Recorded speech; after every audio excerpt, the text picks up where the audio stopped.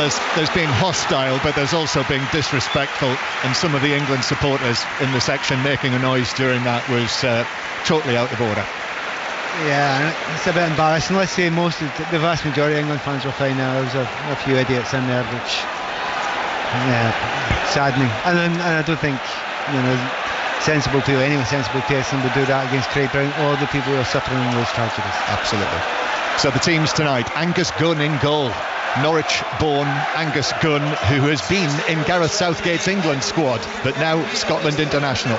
So Angus Gunn in goal, Ryan Porteous, Jack Hendry and Kieran Tierney, Aaron Hickey and Andy Robertson wide, Callum McGregor and Billy Gilmore in the middle, John McGinn and Scott McTominay, and then Shea Adams. Steve Clarke naming an unchanged team. 6 changes for England: Ramsdale in goal, Kyle Walker, Lewis Dunk, Mark Gay and Kieran Trippier, then Calvin Phillips, Declan Rice and Jude Bellingham, with Phil Foden, Harry Kane and Marcus Rashford the front line. The match begins, and the boos, because England are in possession in their white shirts, their first choice colours, with the blue trim around the shoulders, blue shorts and white socks, and Scotland in the navy blue shirts, white shorts and red socks. England with the ball on the edge of their own penalty area. It's played back. Ramsdale gets his first touch and passes it out to Gay in the full back position. Then it's helped forward by Kieran Trippier from the left back position. And then Calvin Phillips gets his first touch of the ball, and now a second touch of the ball. Phillips onto it quickly. Just one late substitute appearance for Manchester City so far this season. And now Kyle Walker joins in on the right hand side, having scored his first goal for England on Saturday in Wrocław. And as the ball is played forward for Kane, but the offside flag does come eventually, and in any case it was slightly overhit by Walker, and goalkeeper Gunn was able to pick it up. I've got to say, England started brilliant there. Long ball, clear kick off from Scotland. They brought it down. They've had 7-8 passes, and Harry Kane times his run a bit better, and the ball by Walker a little bit better. England could have been in there. The other thing you mentioned there about that, England slowed it down. Last words from Gareth Southgate: see if he can quieten the crowd. Scotland 0, England 0. We'll keep you across all of the matches that are being played tonight, but most importantly, for those who've just switched on, there is the chance that Scotland will be celebrating tonight, whatever the outcome here at Hampden, because their qualification for the Euros could be confirmed if Norway-Georgia finishes as a draw.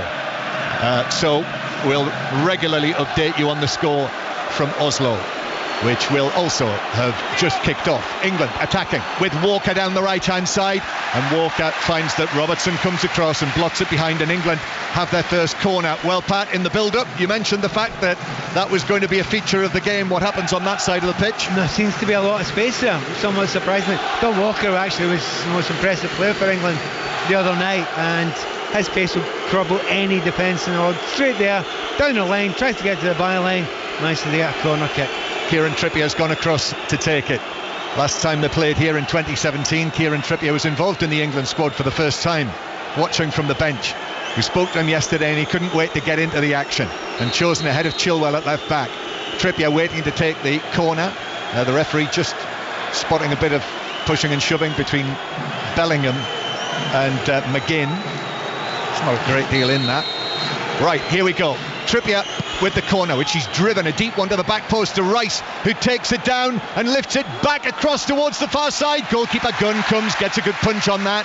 A huge cheer from the Tartan Army, and England play it back towards Calvin Phillips and then back to the centre circle. England from right to left in the first half. That's the way they're playing, towards the section of England fans. There are just under 3,000 of them in that area behind the goal to our left as we look. Here's Declan Rice. Declan Rice with the ball in the centre circle. Clearly a rehearsed set piece, Chris, for England there. Well, yeah, brilliant set piece. Everybody got into a huddle. They all walks and Rice pulls away. For me, Declan Rice should shoot. For me, he pulls it down, get it down and have a shot. By the way, I've got to say, John, England have started brilliant. I think Pat may think with Scotland, they don't know whether to twist or stick. They're half and half at the minute. They're not pressurising. They're not dropping. They're dropping off slightly. Half the team are dropping off. Half want to press. I don't know. I don't know what the game plan was to come out the blocks quick, because they certainly haven't. I think they tried to, Chris. They tried to try to press as high as they could early on, but England just passed through them. Bellingham in with a challenge on Hickey. who just knocked the ball past him, and then they collided. Free kick is given Scotland's way. So Scotland 5 wins out of 5 in the qualifying group, and actually they've won their last 6 home matches here at Hampden since they lost in the playoff against Ukraine. England on the attack. Phillips is tripped just inside his own half, and it's another free kick to the visitors from down south. Ball played back to Gay in central defence. What about a word, Chris, on Gay and Dunk together as the central defenders tonight? Well, it's interesting. Dunk, he's played ever so well with Brighton the last few years, and a lot of people have said when he's ever going to get a chance. He has. Big game to get thrown in. Gay's done excellent, hasn't he? He looked like a really experienced player against Ukraine. Dunk on the ball, playing it across to Gay, who Chris was referencing there, and then Rice back to the edge of the penalty area. Rice from that corner, that was not unlike the corner that he scored for Arsenal, his first goal against Manchester United, but he was a little further out, and rather than shoot as he did at the Emirates here, he then just lifted it back across goal. Here is the Arsenal goalkeeper, Ramsdale, who passes it out, now through the middle to Harry Kane. Kane winning his 86th cap tonight, back at the ground where he scored that thrilling late goal to make it 2-2 back in 2017. Now Trippier to Rashford down the left hand side, and across comes Porteous with the challenge. Final touch off the Scotland central defender. Corner. Can't get hold of the ball, Scotland.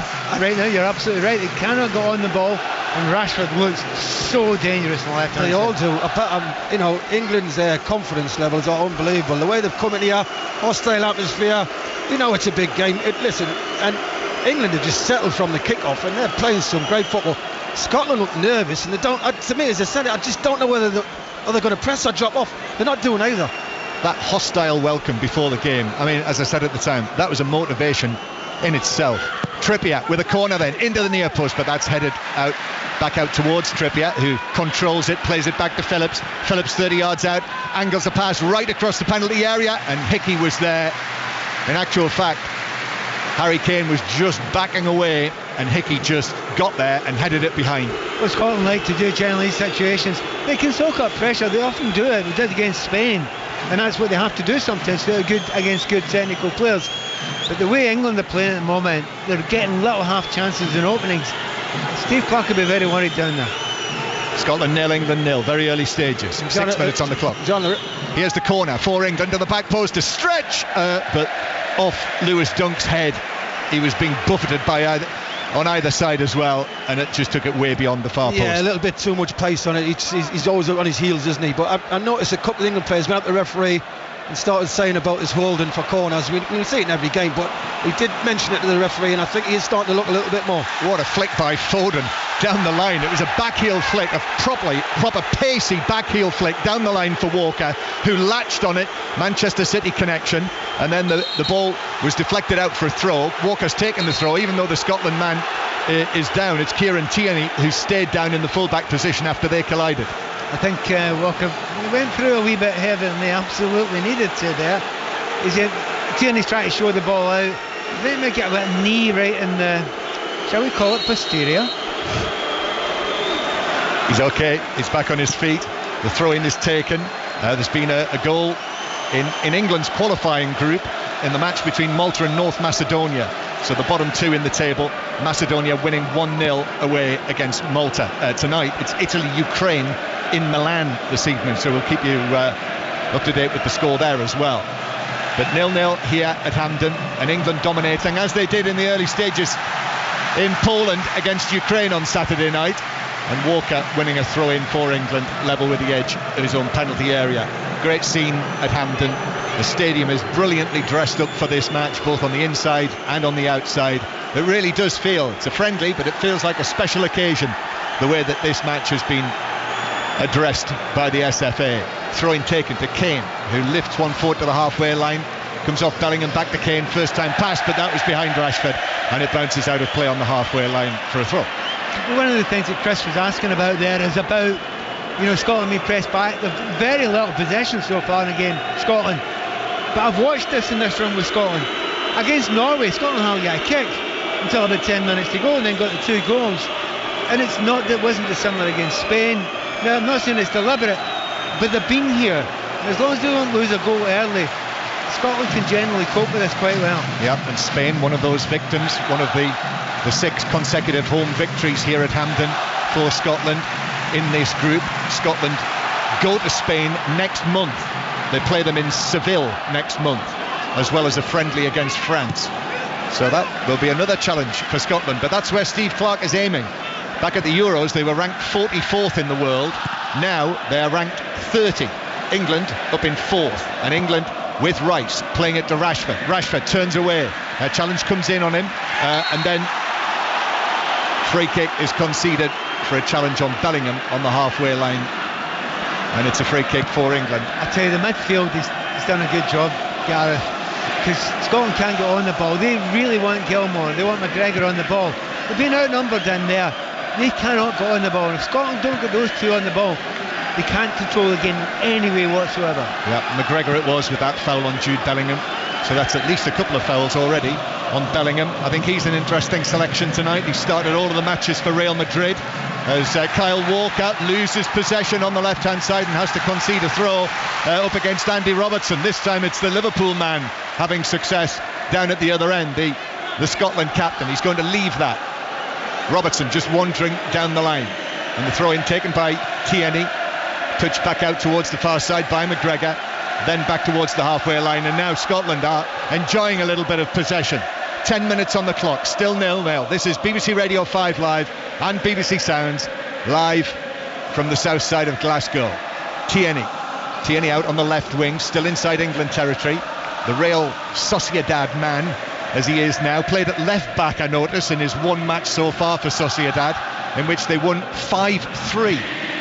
Scotland lose possession on the halfway line. Rice back to central defence to Lewis Dunk. Almost 5 years since he won his first cap, now his second. Dunk hits a long pass down the middle, but goalkeeper Gunn out of the penalty area, and in any case the offside flag was up against the run of Rashford. I've got to say, I've been very impressed with England. Scotland's just starting to come into the game a bit, to put a few passes together, but England's played excellent. I mean, it's the same old story to me, John. It's a bit like watching the Ukraine game, yeah, where they've got a lot of possession, moving the ball, nice triangles, a lot of movement, but that final third, you're looking for somebody with that bit of quality, and we're not seeing it. The only thing that they've done so far, England, in terms of creativity, is from the set pieces, which was largely the case on Saturday night, on what we should say was not a good pitch, that patchwork pitch. But England with the ball at the back, there's nothing wrong with Hampden. How you want to play in the 80s, John? They were good pitches as well. Funnily enough, in some of those pictures that we're watching of Hampden from years past, it didn't look like this. Kane does well, beats the defender, then almost manages to prod it past Porteous, but Porteous was able to come across and get his teammate out of trouble, Jack Hendry. And now Scotland actually are away in the counter-attack. It's played through on the left-hand side, and now into the penalty area, recovering challenge as the whistle goes. Che Adams was able to burst away with it, but the offside flag does come, and Che Adams was flagged offside. So whatever had happened to that, if it had ended up in the back of the net, it would have been all academic. Do you know, I think Chris and I are looking going, yeah, very good. You find well it was offside, because it was a decent distance offside. We're seeing a replay of it now, but to the naked eye it looks, it's a good 2.5, 3 yards offside. However, it has lifted Scotland a little bit, that, play it on. Scotland feels as if they've had an attack, but in actual fact they didn't really have one. Well, they're coming into the game a bit more. I think England's still dominating, don't get us wrong, but Scotland have put a few passes together the last 5 minutes. Are you quite surprised at the high line Scotland are playing? Considering the pace that Kane's got, that Rashford's got, that is a great call. Now, they've worked it well so far. They've caught England offside twice, haven't they? But it is a risky game. But Kane, a few moments ago, very nearly got away. Initially just turned. Especially, John, especially when there's no time on the ball. There's time on the ball, you've got to drop off slightly. All right, if you've got a guy pressing the ball, his head goes down, you can squeeze a bit. That's the voice of Chris Waddle. Pat Nevin as well. England and Scotland internationals played in this match, played against each other in this match, as Hickey of Brentford for Scotland goes back to Porteous. And now in centre field, Billy Gilmour, who's hardly been on the ball, and he was put right under pressure there. Calvin Phillips, but Gilmour did well, and now the ball swept forward from the left-hand side towards the edge of the penalty area, looking for Che Adams of Southampton, another of the English-born players in this Scotland side, and the free kick goes Scotland's way in the middle of the England half. It bounced up. I'm not sure if it struck an arm in there. Yeah, handball, I think. I think when Phillips went in, and the referee's right beside it, I suppose. It's not very obvious from their viewpoint here, but And Scotland will be very, very happy about that, because they've hardly got into the game at all here. But now, just on that left-hand side, you're beginning to see Robertson go a little bit further forward. I think there's no handball. He just feels it's a shove by Calvin Phillips. Oh no, actually there is a Declan Rice. He elbowed it, and you can't do that, Pat. No. It's a free kick for Scotland, and the right decision. Free kick in the middle of the England half.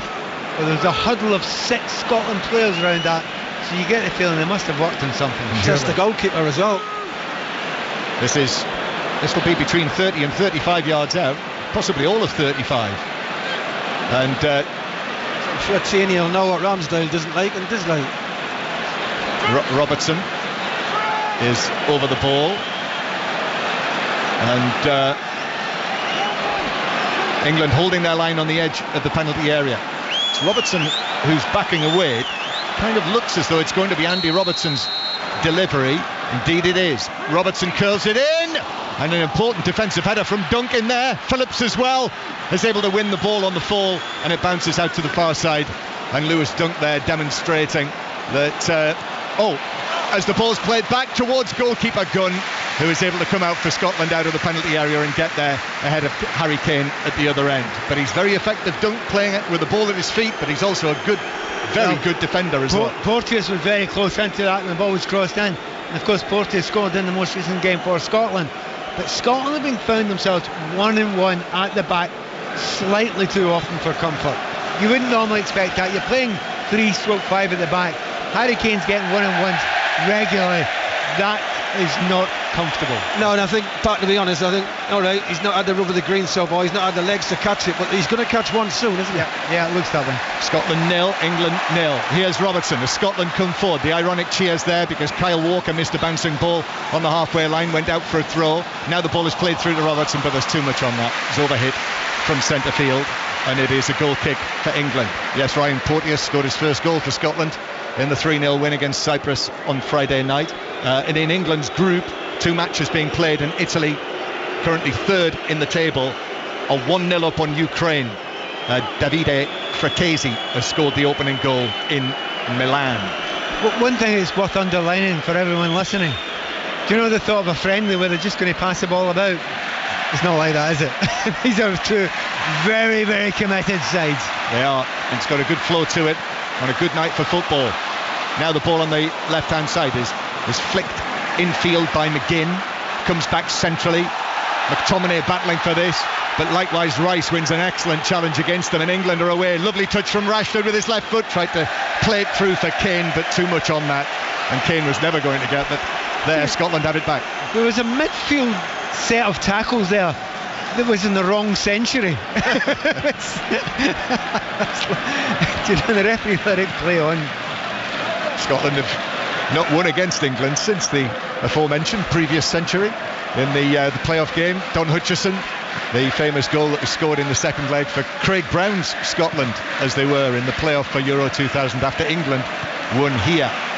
Here is Gay, hoists it forward, left-footed over the halfway line. Bellingham is beaten in the air by Porteous. They enjoyed that, the home supporters, but it comes back for England, over the top to Rashford. Rashford into the area, nice touch, across to Foden, but Foden underneath it just scoops it high over the crossbar from 12 yards. This is what I'm on about, John. Final third, the good sides punish it. Brilliant play by Rashford, got it under control, great pace, gets his head up. Foden, great run from the right hand side, cross all the defenders, he just got hit the target. Do you think there was a chance there where Rashford could have gone on his own? Yeah. I think he probably should have. At Man United he probably would have. Yeah, to be honest, there might have been a bit of knee offside, but the amount of times that England are getting on the last man, Scotland are playing a fairly high line just now, it really is dangerous. 0-0, almost 20 minutes played. McGinn does well, stands up to the challenge of Calvin Phillips, keeps the ball. It's that John McGinn backside doing its job again, Pat.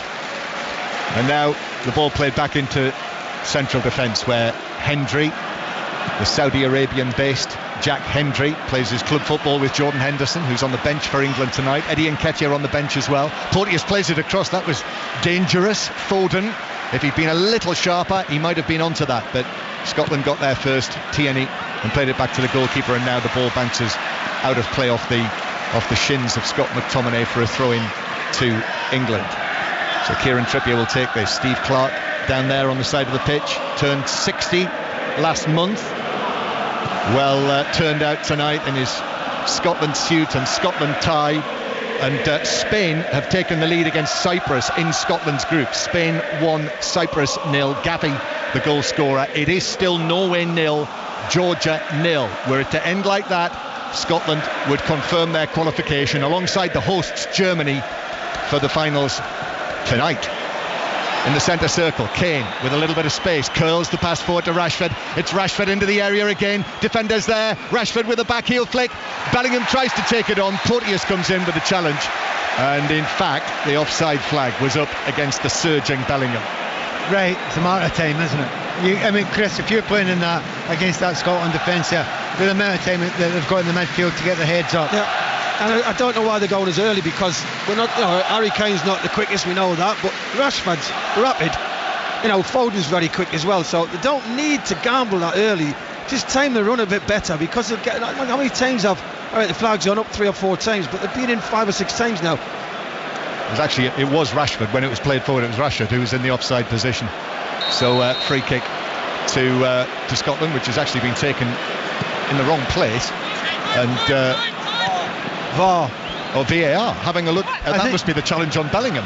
Yeah, but in the area, but surely it can't be, because the game has started again, and the game has started anyway. Yeah. So I think that will be quickly dismissed. Scotland 0, England 0. So now 20 minutes on the clock, and England with the ball halfway inside their own half. Floodlights on. Skies above darkening. It's like midnight blue up there. Gay, long pass downfield. Foden on the chase, pulled that down brilliantly at pace, under pressure, managed to get the ball and keep it for England, even though it took him out to the right hand side. Rice, now Bellingham through the middle, still just the one goal for England. Jude Bellingham, this tonight, his 26th appearance. You would think the goals would come. They've already come for Real Madrid, of course, 5 in his first 4 appearances. Phillips now. Here's Harry Kane. Chris Waddle reminding us before the game that he's due to play for Bayern Munich on Friday night, Chris. Yeah, so it'll be interesting to see how long he plays here. I know he wants to play in this game, everybody does, so maybe an hour. Here's McGregor. He is the one old firm player who's starting for Scotland in this match. McGregor up to the halfway line, and then Scotland go back into their own half and try to build with Ryan Porteous, the Watford man. Ball forward for Scotland, but Gay does well against Shea Adams, and Calvin Phillips back to Dunk in central defence, who will turn it back to Ramsdale. Takes a touch, gives it out to his clubmate Rice, then back out to the right hand side, and England playing it out from the back very impressively, although it finds its way back to Ramsdale. I've got to say, John, Pat might look at it as well, but the pressing's not really pressing. It's sort of like, yeah, I'm going to close you down, chase you down, but there's no intent. The next man's 5 yards off, the man after him's 5 yards off. I've got to give England credit, by the way. They're not frightened to play out from the back. They've played some great stuff out from the back. Right, just wait with that final third. We just want a little bit of magic. Halfway through the first half, Chris Waddle and Pat Nevin now joined on the commentary by Ian Dennis. Thanks, John. Well, the atmosphere at Hampden always delivers. The eardrums were being pierced as the two teams came out, and the anthems were being sung earlier on, and as you can hear for yourself, it's a great noise inside this famous ground. Sellout as you'd expect. It's closer, I guess, to 151 years than 150 for this heritage match. 150 years and 286 days to be precise.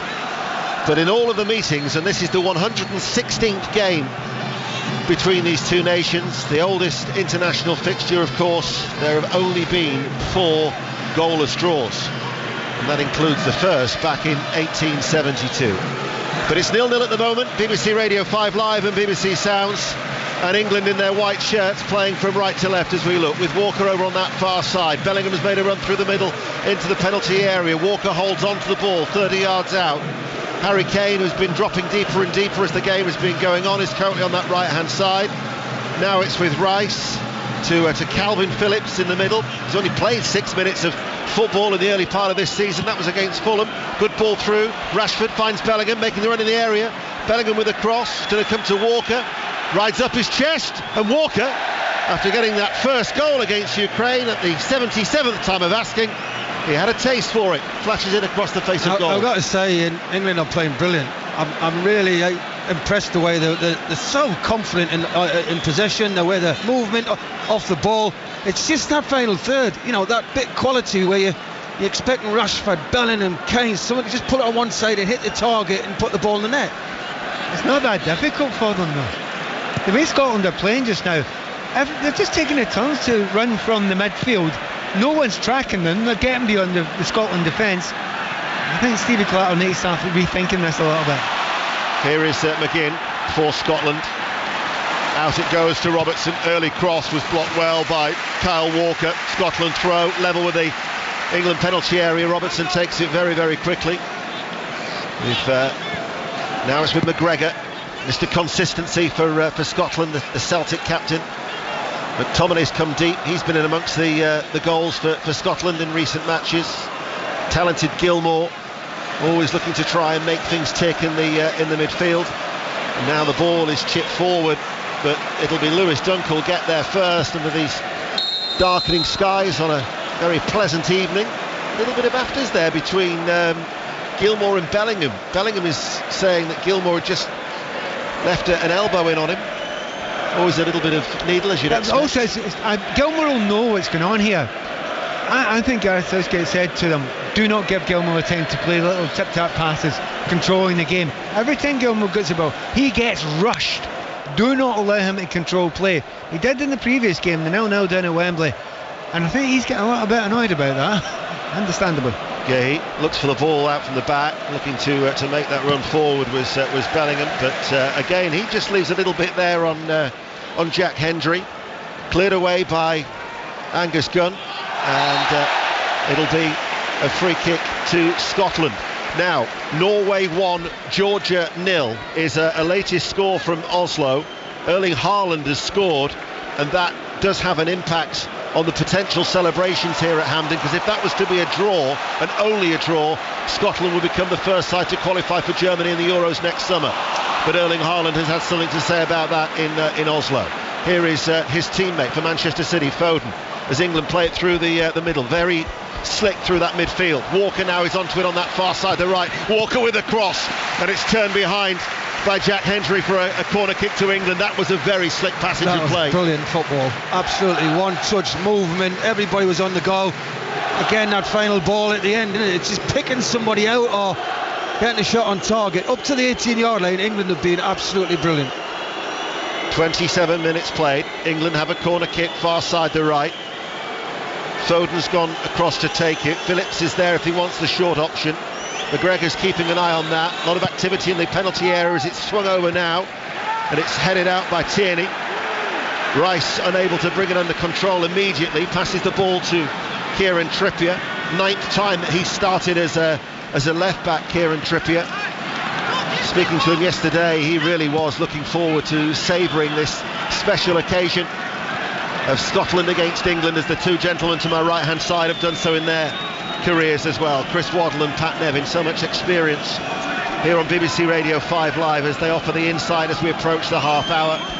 And now it's with Dunk, only his second appearance for England after a 5-year absence, as Rice drills it hard into the feet of Foden. Walker is the outlet on that far side, back with Foden once again.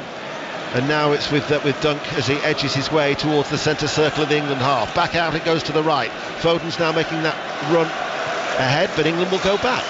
Do you know, at the moment, when look at Scotland's system, it's worked really well for them, but it ain't working tonight. And I just wonder if Stevie Clarke's thinking of changing it to a back four, because Scotland are getting absolutely torn to shreds in the midfield. I mean, pass to bits and they're a man short. I've got to say, but Rashford's gone inside, and that's bringing Hickey in, really, who's a right wing back who doesn't want to go in there. That allows Trippier to come out into the space down the left. Kyle Walker's getting a lot of joy because Foden's bringing Robertson inside a lot, and there's a lot of space for the fullbacks. BBC Radio 5 Live here at Hampden. It remains 0-0. At the weekend, of course, every match live. Well, that was a heavy touch by Ramsdale. He hurriedly gets the ball out towards Trippier at the Rugby Union World Cup, live on various outlets. France, Uruguay Thursday on Sports Extra. Wales, Portugal, Ireland, Tonga, both on Sports Extra as well later in the week, and then that's on Saturday. And Sunday night from 8, England against Japan. And as always, every day, the Rugby Union Daily Podcast will give you the very latest from that World Cup. Both of these two sides will be playing in the Euros next summer. It's just a question of when, not if. Don't say that in front of Steve Clark. Here is Gahey. Dunks forward ball. Phillips. Now with Walker. He's got Robertson in front of him, so he waits and passes the ball back. Condensed in the middle, in that middle third, isn't it, at the moment? As England are just waiting a very high line from Scotland. It's just waiting for that ball. Dunk can deliver it. We know the two centre-halves can deliver it. Walker can, and they just, they've just got to tame that run and they're in. I mean, Scotland are so high. Been impressed by Gahey's distribution from the back. It's about the third good ball that he's passed forward as Gilmour was getting in a tussle, and the Italian referee will give that decision in favour of Scotland. He's got an opportunity here, hasn't he, Mark Gahey, to try and forge a place as a replacement for Maguire. I think he's done.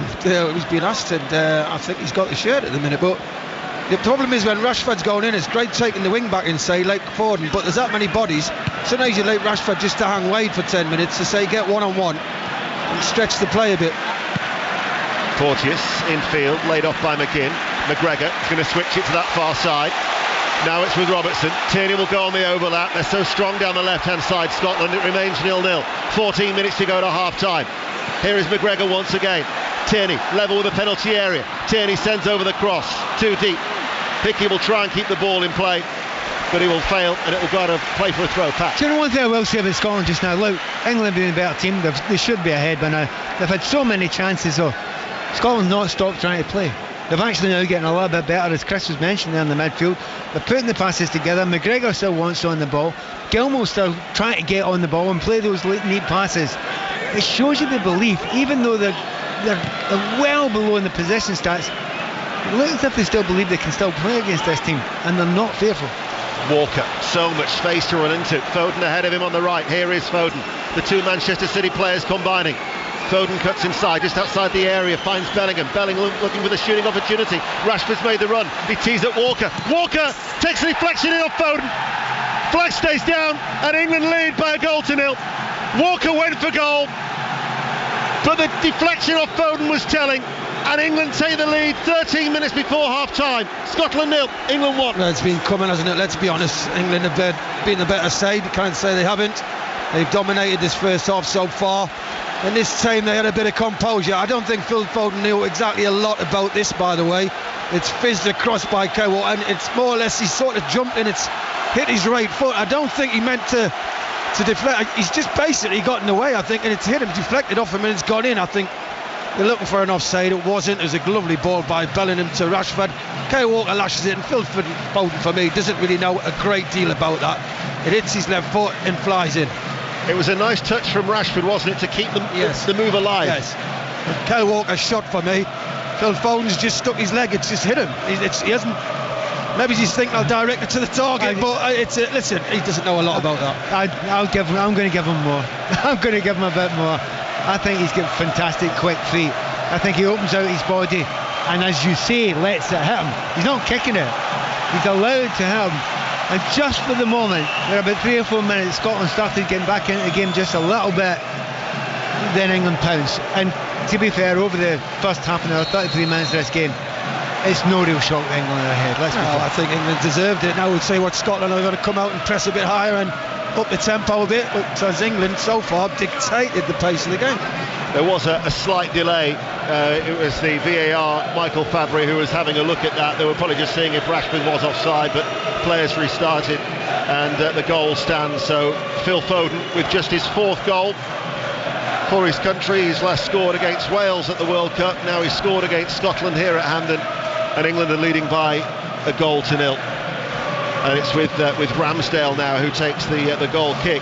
His last appearance was a disappointing one, but England conceded 4 goals against Hungary at Molineux in June 22. Here is Bellingham though coming forward. England looking to build after taking the lead. Rashford getting the assist. Bellingham, Rice, triangular passing patterns between the three. Rashford waits, left hand side. England playing from right to left. Back it goes down this right touchline. Rashford looking a bit of a threat, linking up there with Foden. Rashford still going. Ball wouldn't necessarily go with him. Phillips though will scoop the ball back out towards Bellingham. Foden's gone on ahead of him. Left hand side of the penalty area. Bellingham holds onto it, still hasn't delivered the cross. He waits, back heels it, creates the opening for Foden, sends over the cross, far post. Kane was there, couldn't get there. Poor clearance, drilled in by Bellingham. And England double their lead. 2 goals in the space of 3 minutes, and England now have firm control of this match here at Hampden Park. It's Scotland 0, England 2. Well, we're talking about the final third. The last few games with England don't create enough. Started it tonight and we thought it looked the same again, but the last 10 minutes the confidence is just coming out of England since that first goal by Foden. Bellingham down this left hand side, a lot of composure, fakes across it, chases his main, goes on his left, goes his right. They build a move and what a finish again by Bellingham. So England have been absolutely outstanding this first half for me. The build-up play to this goal, composure, skill, technique. What a ball by Foden across that box. But Robertson's passing in the middle there. Yeah. He's laid it on a plate. Yeah, it's bad defending. We always say that when you score, but give England credit. What a ball in by Foden that is. It's Harry Kane, yes. Robertson, clear your lanes, plays it inside. Jude Bellingham in form, goal. Defensively, Pat, that was poor from Scotland. It's not felt right from the start from Scotland. You know, we've been worried about this high line. I've been looking at the gap between the midfield and the strikers. I think in the middle there they've just not got any help at all. I'm looking at McGinn and I'm looking at McTominay saying you've got to get back and help your mates there. You've got to make it a 4 in the middle there. And if you have to just make it a bit ugly for a wee while. But at the moment, each time England go forward, they look like they can score. Well, here is Tierney. Tierney enters the penalty area. Might fall towards Adams. Couldn't get a clear sight of goal. They were appealing, I think, for a handball there inside the penalty area with Scotland. It's gone out of play for a throw. Now this will be checked by VAR. Incidentally, Spain 2, Cyprus 0 is in Scotland's Group A. And also, and crucially in Oslo, it's now Norway 2, Georgia 0. So it might just have to be on hold, those celebrations for Scotland's qualification for Germany. So they are checking for a potential handball as it was played in towards Adams. It was Gahey who's put his hand on the floor, and it was never going to be a never ever, but they've checked it and not awarded. Plays back underway. England lead by 2-0. Here is Adams going through a bit of a barren spell in front of goal for Scotland. 5 without a goal since Armenia last year. Scotland looking to try and reduce the arrears before half time, but in truth Ramsdale hasn't been tested. It's a throw though, which Porteous will take. Right hand side, headed away well by Bellingham. Harry Kane feeds it forward, and now all of a sudden it's Bellingham streaking through. He's got Rashford in support with him. Foden's going with him. Bellingham inside is played behind Rashford, and Scotland had enough men back to deal with the danger. Should have kept running with it. There's nobody within 10 yards of him. Keep running into the box. He could have squared that across the 6-yard line for Rashford if he needed to. But England have been brilliant, and Scotland, I just don't know how they're going to get themselves back into this game. They're not really pressing, they're not trying to win the ball back high. England's 1 and 2 touch football's been outstanding. Scotland look naive.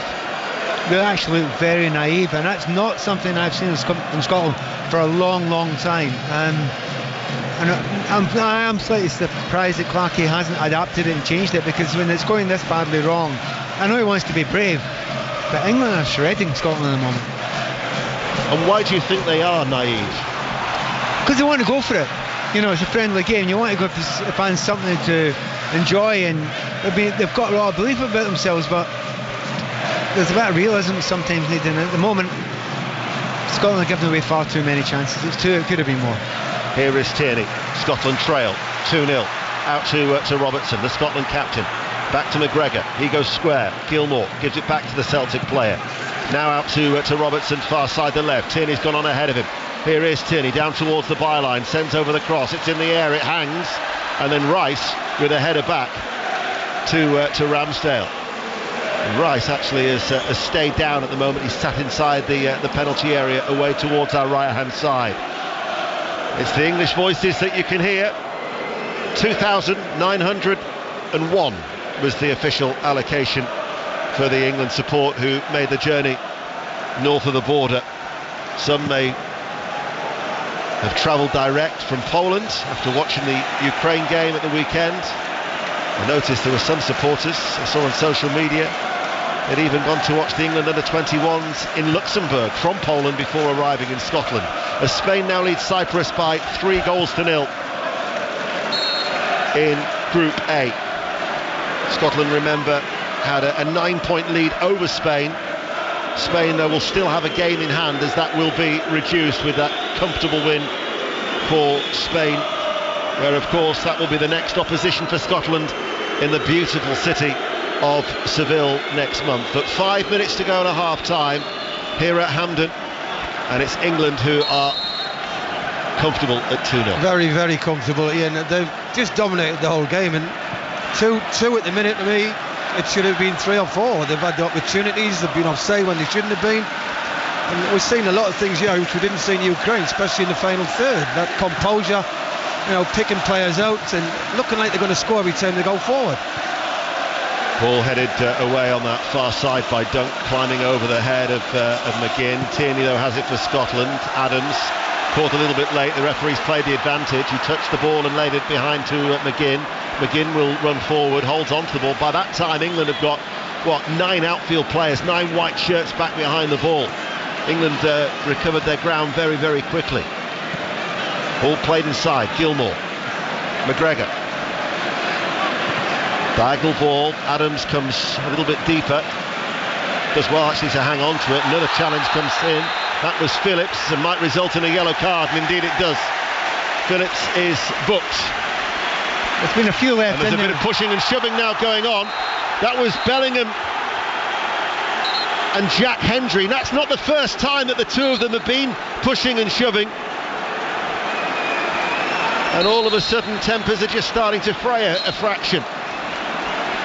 Yeah, what he does there, Phillips knows what he's doing. He goes and tackles with his right, then follows through, and he knows exactly what he's doing with his left. That was a really cynical one there. There's been a few tough tackles come in, but there's certain tackles that players don't like, and it's the ones that are a bit sneaky like that.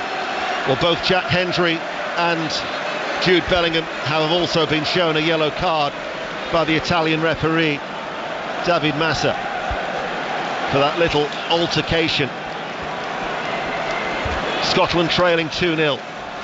They have a free kick midway through the England half. We have 3 minutes to go to half-time here on BBC Radio 5 Live. Malta 0, North Macedonia 2 is the latest score in England's group. So Italy are ahead. North Macedonia are now leading 2-0 in Group C. This will be the perfect time for Scotland to try and get a goal back, trailing 2-0 as we approach the break. McGinn leaves it for Robertson, left-footed, ball comes in, good header out by Dunk, running in, facing his own goal, comes off the back of his head and runs behind for a corner kick. That's twice Scotland have played that ball to the back post, and it's like earlier on Portis got very, very close to it, and it looks like the most likely area of Scotland that could score a goal in this game, because they have got good players, the likes of McTominay, that do arrive well in the box, and they do work hard in the set pieces. There's a corner kick on this near side to right. McGinn is going to take it. England have everybody back in and around their penalty area. McGinn, left-footed, fires it in towards the near post, goes out towards that far side, and then it's cleared away by Kieran Trippier and out for a Scotland throw. Ukraine, through Andrei Yarmolenko, have got a goal back. Italy 2, Ukraine 1 is a latest score. Gehi heads it away, picks up on this near side by Hickey. He delivers the cross. Phillips was there, and the referee spotted a bit of pushing and gives a free kick to England inside their own penalty area. Chris? Yeah, defending all right. I think Scotland's come up the field having a bit more pressure on England, but England are dealing with it very, very comfortably. I mean, you've got to say, coming towards half-time, England have been outstanding, I think. They really have. I mean, whether Scotland's got the tactics wrong or what, England, every one of them, 1 and 2 touch football at times has been brilliant. Well, it's certainly a vast improvement on that drab display against Ukraine at the weekend, as we are going to find out how much additional time we'll have added on here England leading 2-0. Over the head of Harry Kane it goes. Rashford, flag has stayed down. Rashford on this left-hand side to Bellingham. Challenge comes in from McTominay. There is Phillips to get it back for England. Rice back to Trippier, closed down by Adams, plays it back. Guéhi now inside the England half. Dunk is available and plays a short square pass to the Brighton and Hove Albion defender. Rice has made that run ahead of him, but instead he goes back towards Guéhi. Rice now is picked out by the Crystal Palace player, and in the centre circle he finds Foden on the halfway line. Plays it back, and England just keeping the ball effortlessly at the moment. They're keeping it effortlessly, but from the midfield they're taking it in turns to run off the Scottish midfielders and not being tracked, and they've got the run on the defenders, and there's so much space to run into. You're talking about the Ukraine game, there wasn't that much space to run into behind the Ukraine players, was there? Here is Ramsdale under pressure from Adams, passes the ball out wide. There's a little bit of a slip by Dunk. Foden lets it run through. Rashford's gone into a central area. Just the additional 60 seconds that we're now into here on BBC Radio 5 Live, with England leading 2-0. Harry Kane drops deep, sprays the ball out towards Kyle Walker. Stoops brings it under control now with Phillips on the halfway line, and back to Guéhi once again. And now it's with Lewis Dunk. Rice is available and he finds him straight away. Gilmour runs towards him, but Rice isn't fazed by that prospect. Passes the ball back, and we're now getting the olays from the England travelling support as they string the passes together in these closing seconds of this first half at Hampden, where it's Scotland 0, England 2, and Ramsdale hits the ball high downfield, laid off by Kane. Bellingham's made the run, Rashford's found him. Bellingham just outside the D, finds Foden with a cross. That would have been a lovely goal. It was just too far ahead of Harry Kane. But again, the passing and the play from England, very easy out the eye. Brilliant. Harry Kane linking the play. There's a half-time whistle in. I mean, England for me have just been outstanding this first half, and in the final third, that's what we want to see from them, creating chances, putting them away as well. We'll get the thoughts of Pat and Chris with Juliet. But 2 goals in the space of 3 minutes. Foden with the first, and then Bellingham, after a poor clearance from Robertson, added a second after 35 minutes. Half-time at Hampden, it's Scotland 0, England 2. Juliet. Chris Waddle, you said just then that England have been outstanding, and all that talk of experimenting and the changes England made for this match as a test, as a team for Gareth Southgate to see if they could come through it here in this atmosphere against this Scotland side on such a run of form. It's been so comfortable. Listen, from the kick-off to me, there was no nerves. They relished the game. They looked at it, the belief in them, even though people criticise them against Ukraine. They've been on a great run, playing well. A lot of these players are playing well for their club sides as well, so the confidence is very high. I thought it would be a lot harder, I've got to say. Pat might know the reason why Scotland haven't turned up as such yet, but I thought it was going to be a lot harder than what it was. The atmosphere, the way Scotland's been playing, the results they've had, and I've got to say, I mean, Pat may disagree, but the first half's been a walk in the park for England. So Pat, why hasn't it been harder for England? I will not disagree. I think it has been a walk in the park for England. I think it's partially been made that way because Scotland are playing in a very un-Scotland-like way just now. To play such a high line and then not follow the midfielders driving from midfield. Chris, you would love to play against that. You're sitting watching that and you're thinking, that would be great fun, that. Because not only do you get to run into a massive amount of space, but if you're picking up the ball and often, what you're doing it often enough when you play it, just get your head up. There's easy passes on, really simple ones on, to go beyond defences. Usually, you have to work so hard to get into those positions. England, I'm taking nothing away from you, played really well, done everything right, very professionally, looking real quality. Scotland making it very easy for you, because that's actually quite enjoyable to play against. I would love to play against that. It's so un-Scotland. The last time Scotland did that, played away against the Republic of Ireland, and we had a stinker that day. It was just an off day for everybody. No one was up for it, everyone looked tired, and at the moment I'm just thinking, got to change that. That system's not working, got to adapt it. Is it nerves? Chris was saying early in commentary they look nervous, Scotland. I don't actually think it's nerves. No, I don't think that's that team. I don't think they're like that. They've played enough. I've watched them enough playing against big teams in games that aren't inverted commas friendlies. So it's not nerves. It's the fact that they've been set out in a set way. I've never seen them playing that high. when they're not in possession. So they've gone out and set a certain way. What I do trust in is Stevie Clarke to see where the problems are, and I'm desperate to see at the start of the second half what he does. Right, when you play high, right, for me, when you play high, the players in front of the defence have got to go and press the ball and make it hard for the opposition. That's why you're playing high, to condense it so you can get tackles on and win the ball higher, and you can be in the final third. Scotland's back 3 or whatever they are, 5 at times, are playing high, but ahead of them there's nobody putting any pressure on the ball. So it's easy for England to come out in one ball. How many times have we just seen the ball being hit 50 yards, 40 yards, just drifted over the top? It's an easy ball for Rashford to run on, or Foden to run on. Harry Kane's been in 2 or 3 times. If you're going to play high, you've got to press the ball and put their heads down and make them think we can't get out. But they're not. They're letting England have time on the ball. Oh, we'll pick that pass. You can't let players of this quality do that. There's a reason why, and I'm pretty sure the reason why is very simple. Scotland playing back 5, and they're up against one guy. So they've got a bunch of players who are all running from the midfield. And see, if you're running and you're static, the guy running just going to run past you. So you've got to change that. Let's see if Steve Clarke makes changes at half-time. It dampens the mood, certainly this scoreline here at Hampden Park, where England leads Scotland 2-0, because as well as this going on here, the scoreline in Oslo too affecting the mood. Norway leading Georgia in Scotland's qualifying group for Euro 2024 next year. It's 8:36, it's 5 Live. We can get the latest news now with Dan Maudsley.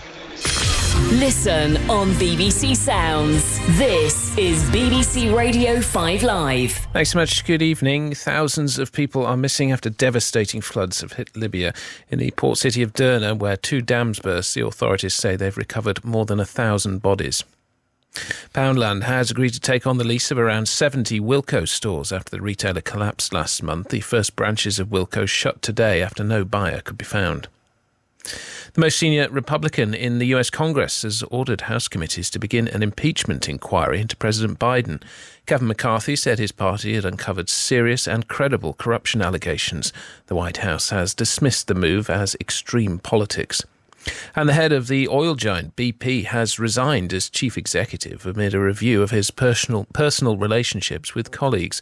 The company said Bernard Looney, who had led the company since 2020, was stepping down with immediate effect. Rugby World Cup 2023 on 5 Live, Radio 5 Sports Extra and the BBC Sport website. Out it goes to Arendse, takes the kick, scampers in, second try for South Africa, taking the crossfield kick, in for the try, it's all South Africa now. On Thursday, France against Uruguay. Kick-off, 8 p.m. on Radio 5 Sports Extra. 5 Live Sport is your home of the 2023 Rugby World Cup. Listen on BBC Sounds. This is 5 Live Sport. Listen on BBC Sounds. Here at Hampden Park then at half-time, it's Scotland 0, England 2 in this heritage match. Remember, Norway and Georgia playing each other in Oslo to add to the frustration in the crowd here. Norway leading Georgia by 2-0. Haaland and Odegaard giving Norway their first half lead. So as it stands, Scotland would have to go to Spain in the next round of matches to confirm their place in Euro 2024 in Germany next year. To the Rugby World Cup, and flanker Tom Curry will miss England's next World Cup group games against Japan and Chile. It's after he was sent off during Saturday's win over Argentina in Marseille, and a little earlier I spoke to our rugby correspondent Chris Jones, who's at the England training camp in Le Touquet. Yeah, he'll miss England's next 2 matches, Jules. Probably the best outcome England could have expected, really. They did have the option of going and contesting the red card and having a lengthy disciplinary hearing and trying to argue there was mitigation, but given the red card was reviewed by the bunker, given there was no clear mitigation, England have taken the sensible course of action here, which is to say, yep, red card offence, plead guilty, take the ban, and 2 games is really the minimum Curry could have expected. 6 weeks halved to 3, and then 1 week off if he completes tackle schools. So he'll miss Japan on Sunday, he'll miss Chile a week Saturday, but he will be back for the Samoa game at the end of the pool stages, and then crucially the knockout if England were to advance. When you talk about the dangerous tackle and watching the matches over the weekend, what struck me was the whole it's a whole disciplinary issue. There doesn't seem to be any consistency, and it does really struggle in rugby when it comes to refereeing. I don't know whether you thought that as well over the weekend with the matches. It's a really tricky one. It's a huge talking point of the game at the moment. It's rugby grappling to kind of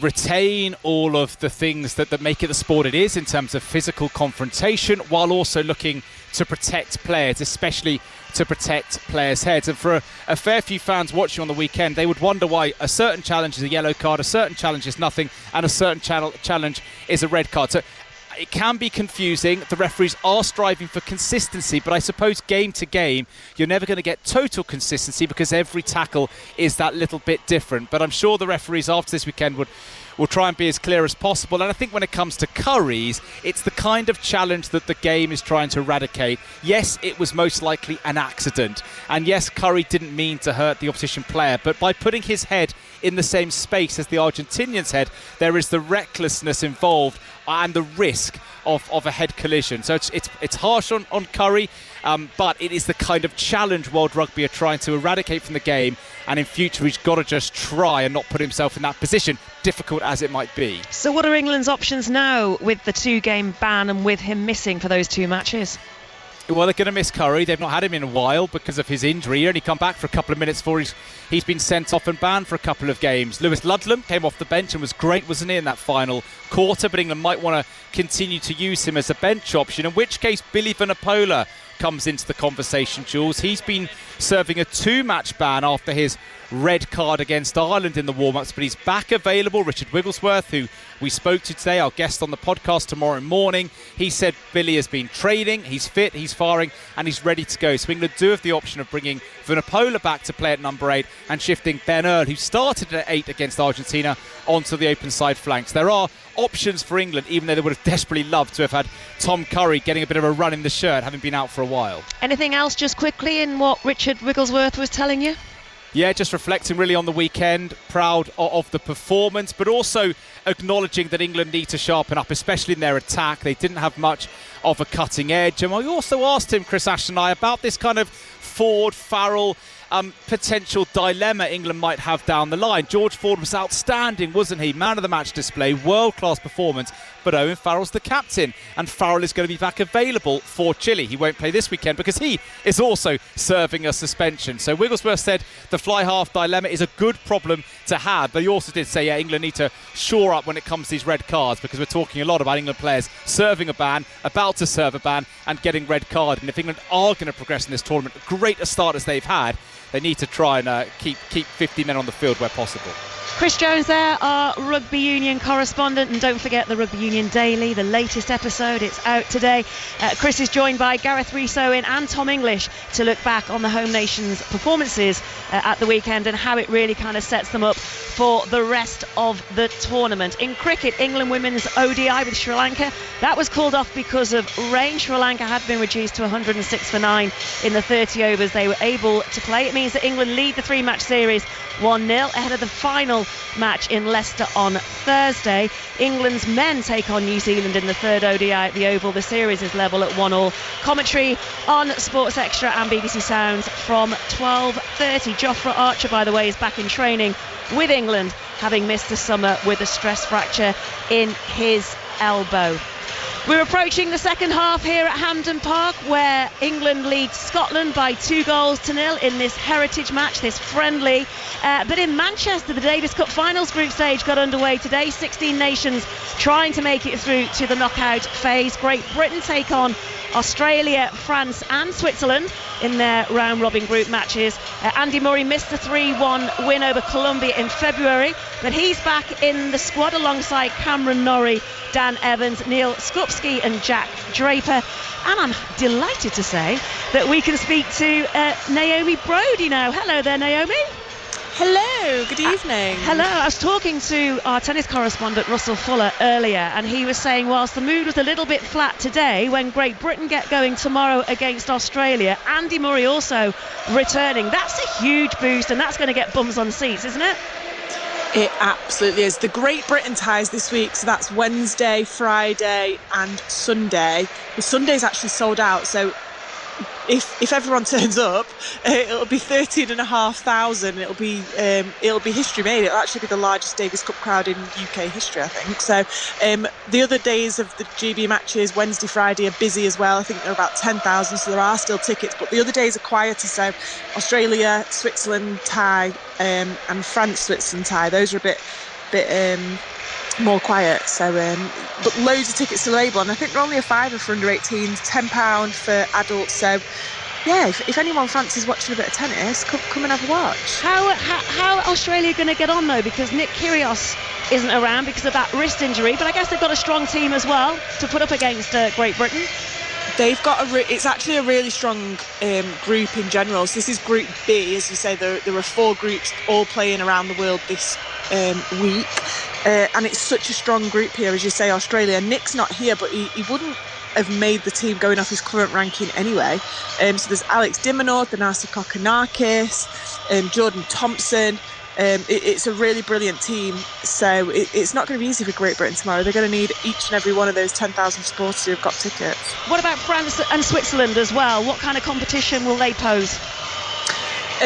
Tough as well. France beat Switzerland today 3-0, so they won both the singles and the doubles ties, and they were very impressive. Stan Wawrinka got absolutely killed by Hugo Humbert, an up-and-coming French player, so he looks very impressive. It's going to be a tricky group, as I say. It's not easy. There's a lot of good tennis to be played.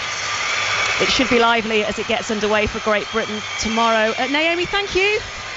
Thank you so much. Enjoy the football. Enjoy the tennis. The Davis Cup, Great Britain against Australia then tomorrow, and Claire McDonnell will be presenting Drive from courtside in Manchester, and all of Great Britain's matches will be streamed on the BBC iPlayer and website. We are minutes away from the start of the second half. We can see I can just see Jordan Henderson, actually, one of the substitutes, the England substitutes, making his way out. Also Jordan Pickford too, and he's leaning over and looking over to his left as he comes out of the tunnel. Just see the pocket of England fans that have made the trip up the road from wherever they have travelled from in England to be here for this match tonight, where England lead Scotland by 2-0 so far. Bellingham and Foden, the goal scorers, the goals coming in the space of 3 minutes of each other. Yes sir, I can boogie, Pat Nevin. How is the mood going to be in the second half as Scotland try and get back into this?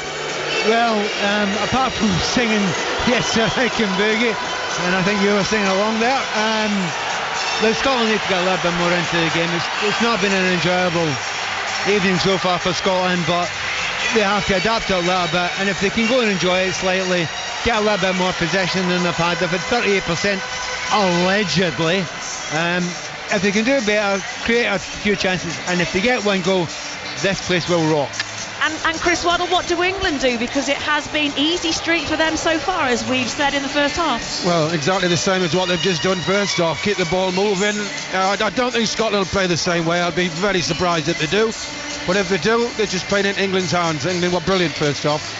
Chris, Pat, Ian, second half about to get underway, and we can go back to our correspondent, John Murray. Thank you, Juliet. England about to kick off, leading by 2-0 here at Hampden. And they've made a change. Harry Maguire is on, having been left out of the team for this match for the first time in 13 England matches. Maguire is on for Gay at the break. Scotland do not make a change. Steve Clarke has resisted whatever temptation there was to do that. England kick off in the second half, and the ball's fired forward down into the Scotland right back area, where it is allowed by Porteous to bounce off the flag and behind for a goal kick.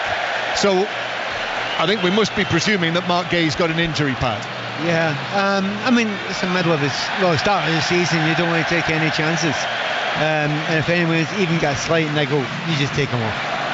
I don't think he's got an injury, John. I just think this was scheduled. I think they've done that. I think that was always going to happen regardless. So he wants to have a look at Dunk and Maguire playing together. Yeah. And I thought Gay did well, actually. Gay's been excellent. Listen, next international, he'll be picked. He'll be in the team.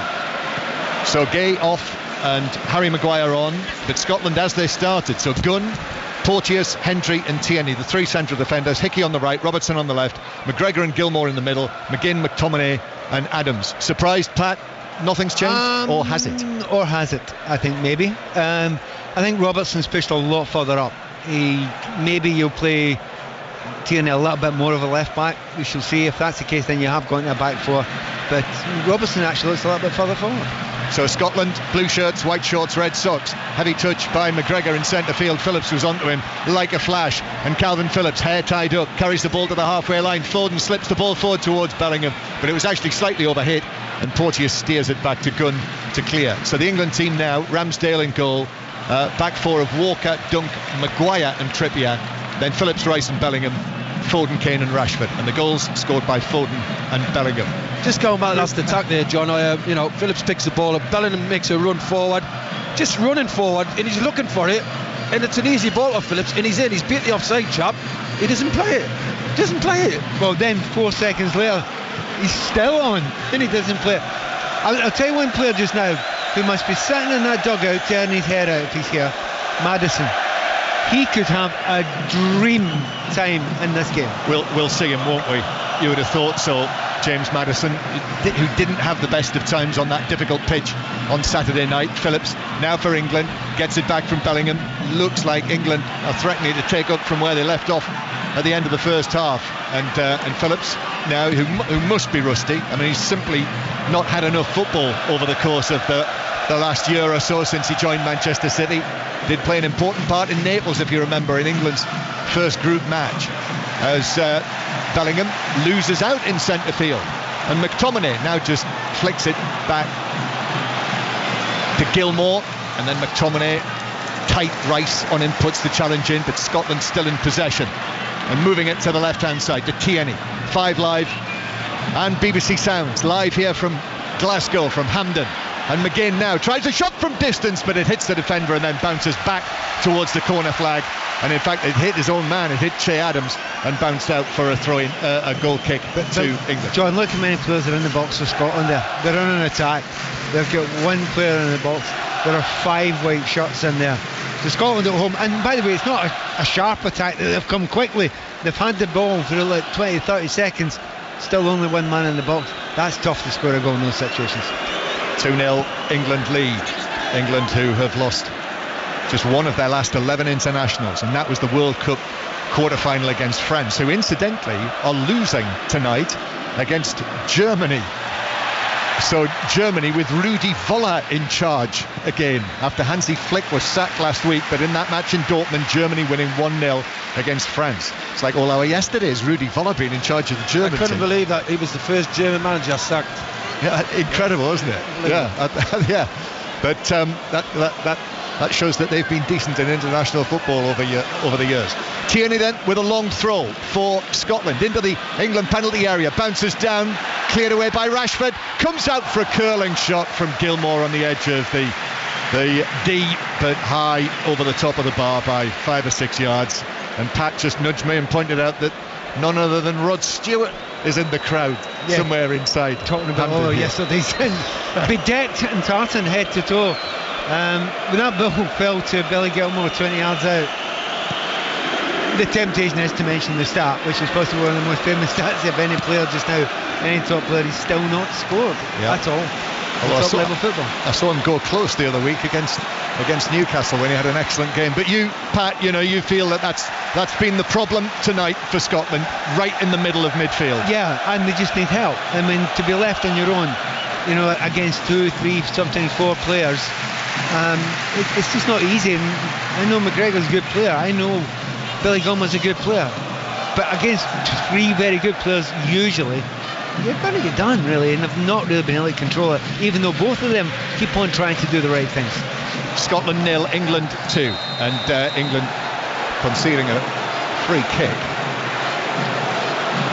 Like England, it's Maguire. Call for offside, I think, first. Right. It is offside. Yeah, it is offside, but so it's free kick for England. Maguire and McTominay in it. Yeah. So a free kick for England just inside their own half, but McTominay's taken a bang. The referee's just checking to see, because I think it was on the side of his face, but he's okay. He's back up on his feet, Scott McTominay. Don't have mates in this game, even if you play for the same club. No, that's right. They might have both been playing for West Ham this season, Maguire and McTominay, but still both at Manchester United. Here's Dunk in possession at the back. He's looked good, I must say, on his return to the England team. He's had to wait an awfully long time for it. Maguire in possession, so the Scotland supporters trying to get onto him, but gives it to Dunk, and then Dunk forward towards Kane.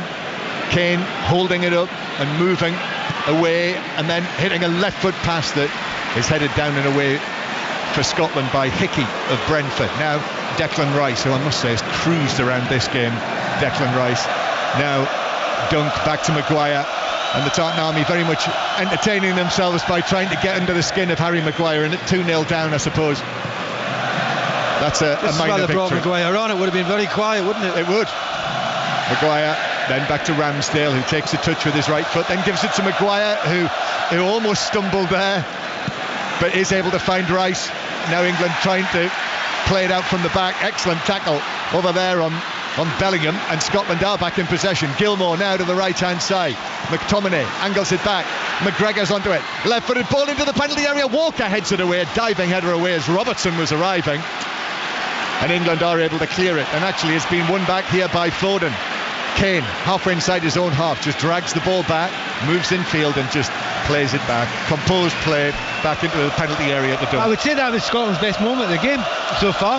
Yeah. Got a decent ball in a dangerous area.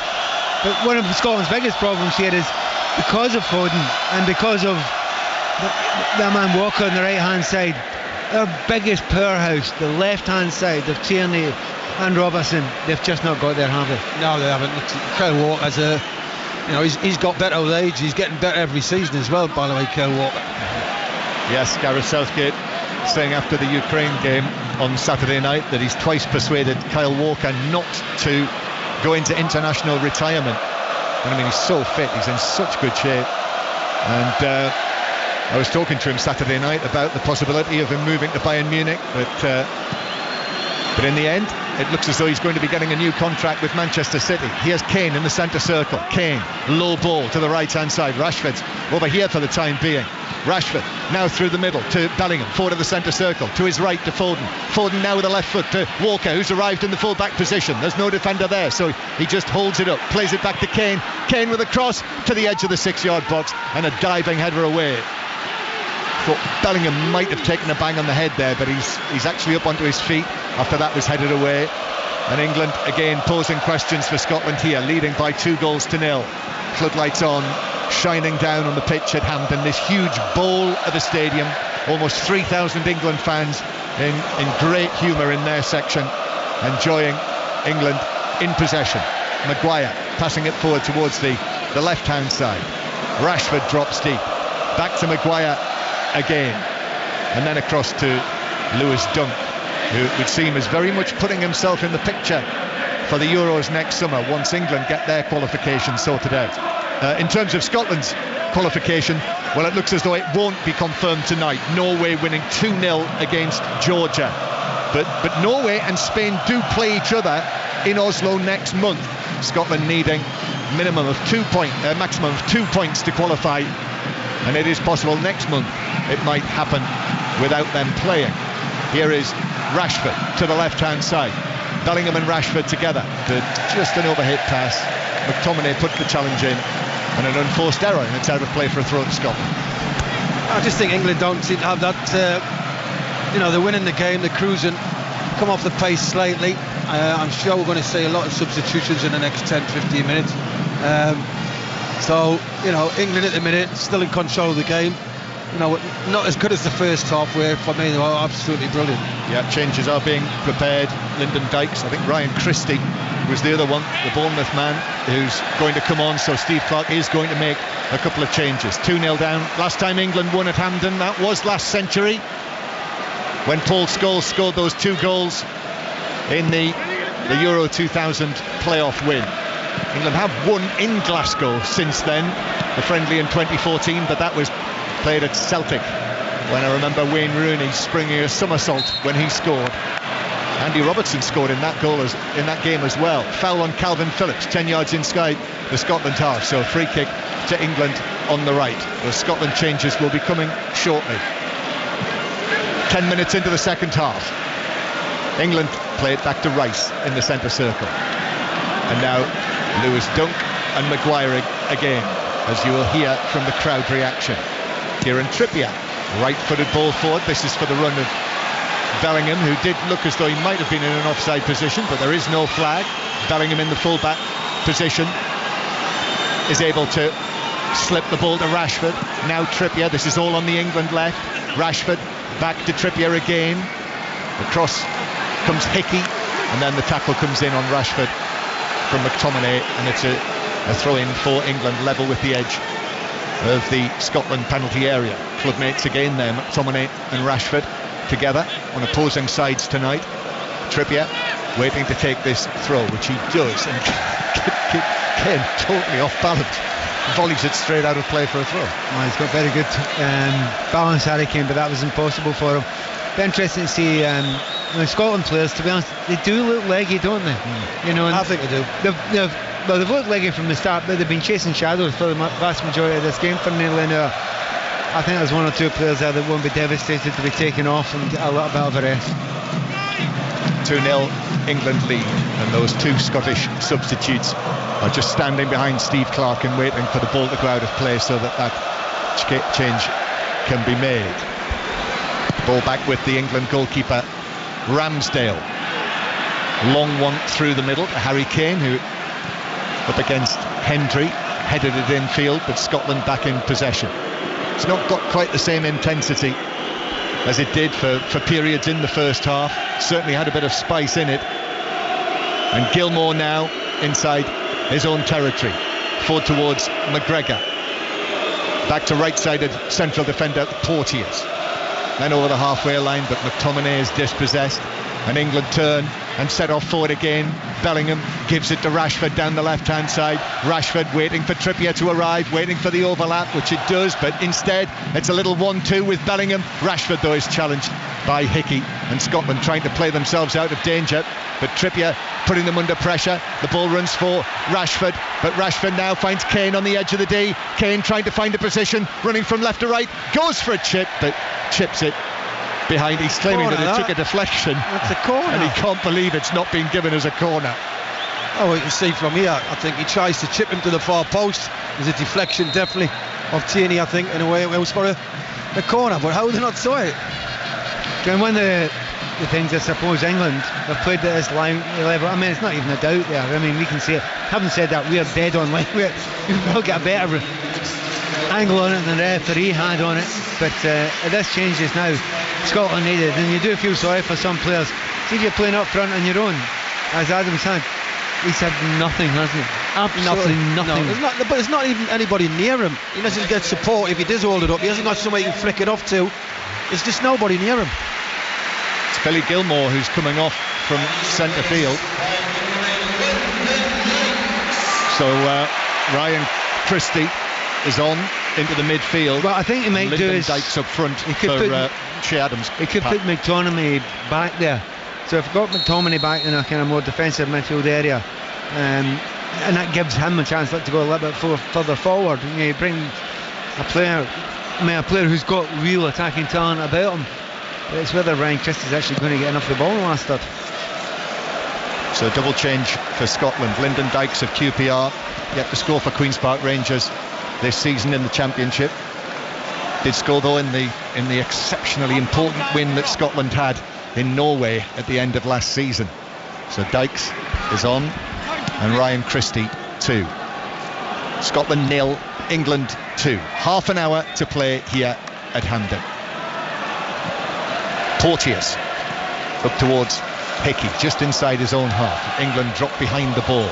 England, who will have 2 home matches next month, another friendly actually against Australia first, and then the home match in the group against Italy. Italy winning 2-1 against Ukraine in Milan tonight in the qualifier last we heard, which is being played in Milan, which is where you'll be next week, Pat, when our Champions League commentaries begin from the group stage. The first match on the first night, the early kick-off, Milan against Newcastle.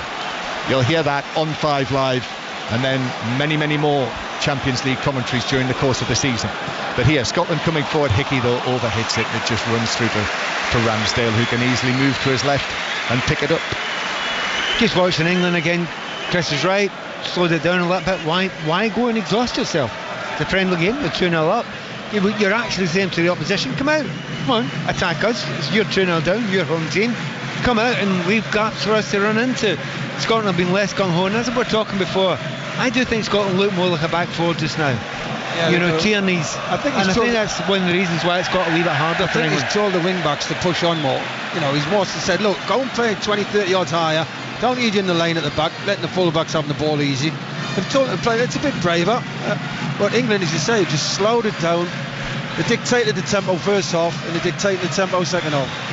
It does, doesn't it, Pat? It does look like more like a back four. It looks like 4-1-4-1. And you're talking about McGregor sitting in front of the back four as much as possible. It's fluid, and Scotland will try and get forward if they can. But so far in this game, that's been extremely rare.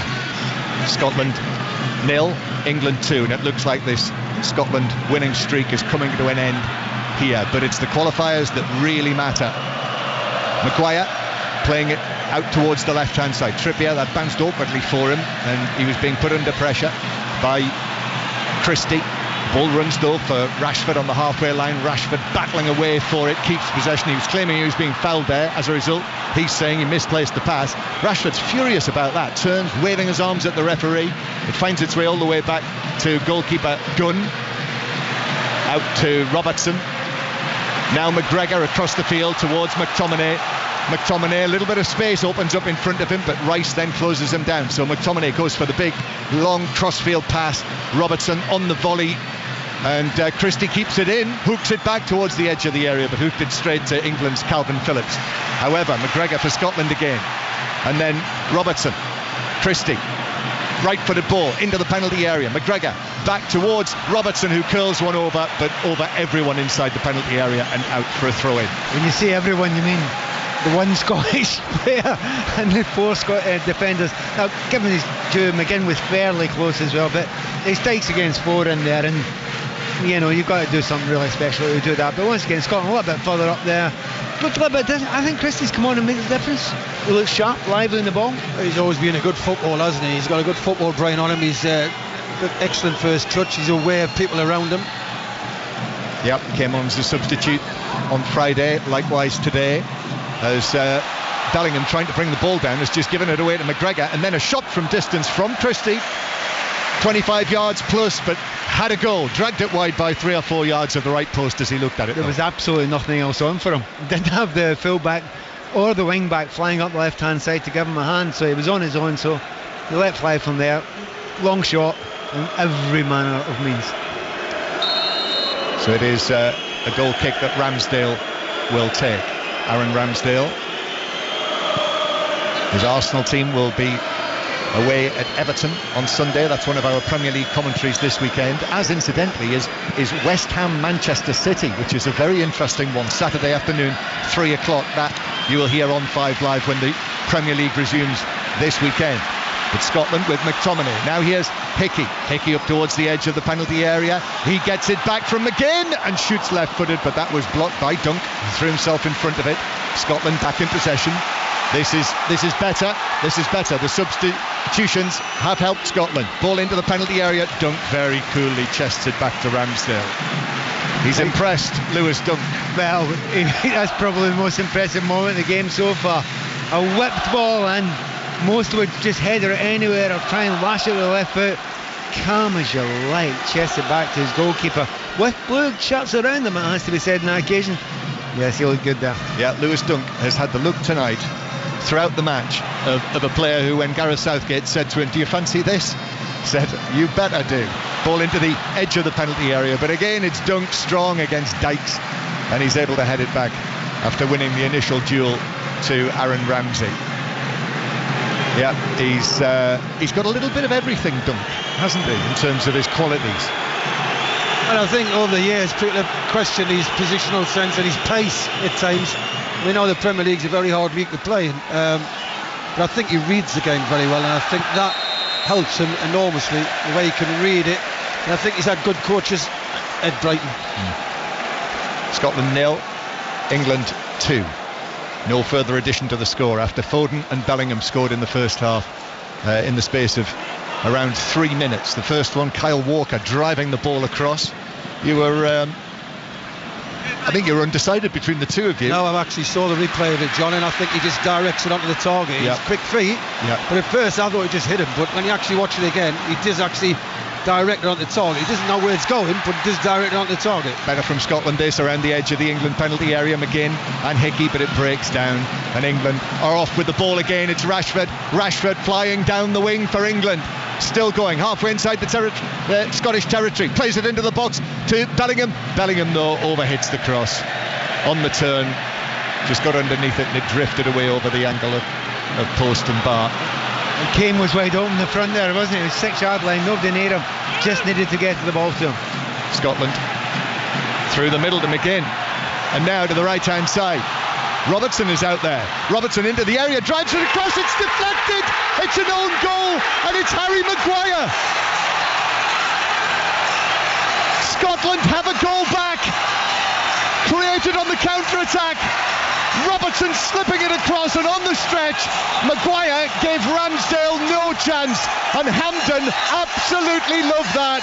An awful moment for Maguire, and it's Scotland 1, England 2 now. Well, he has been put under a lot of pressure by the Scotland fans, it has to be said. Every time he's touched the ball, he's got the ironic cheers, but the ball was put in there and he's just stuck out a leg hoping for the best, but he didn't go and try and affect it. He just threw out a lazy leg.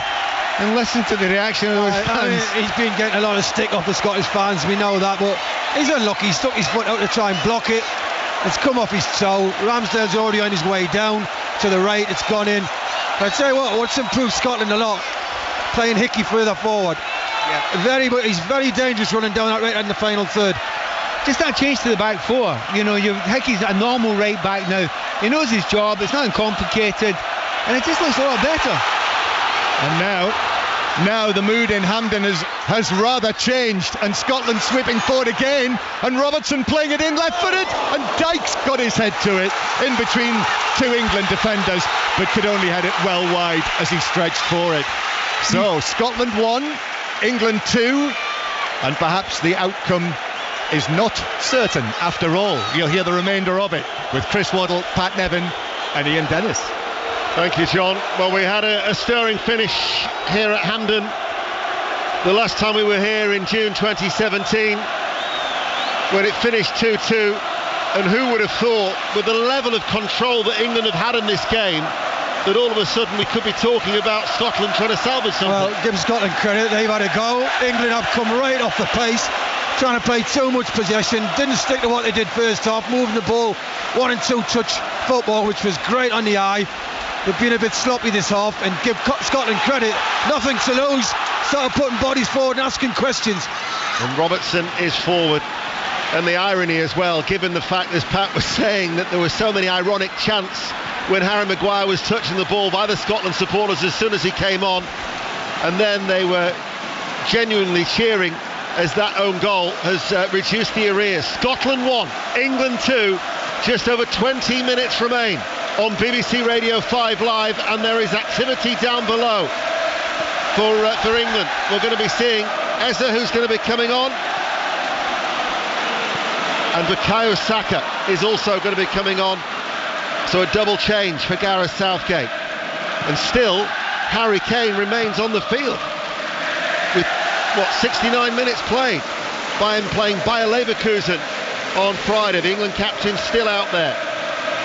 Only Bobby Moore, Billy Wright and Brian Robson have skippered England more than Harry Kane. Here is Dykes for Scotland.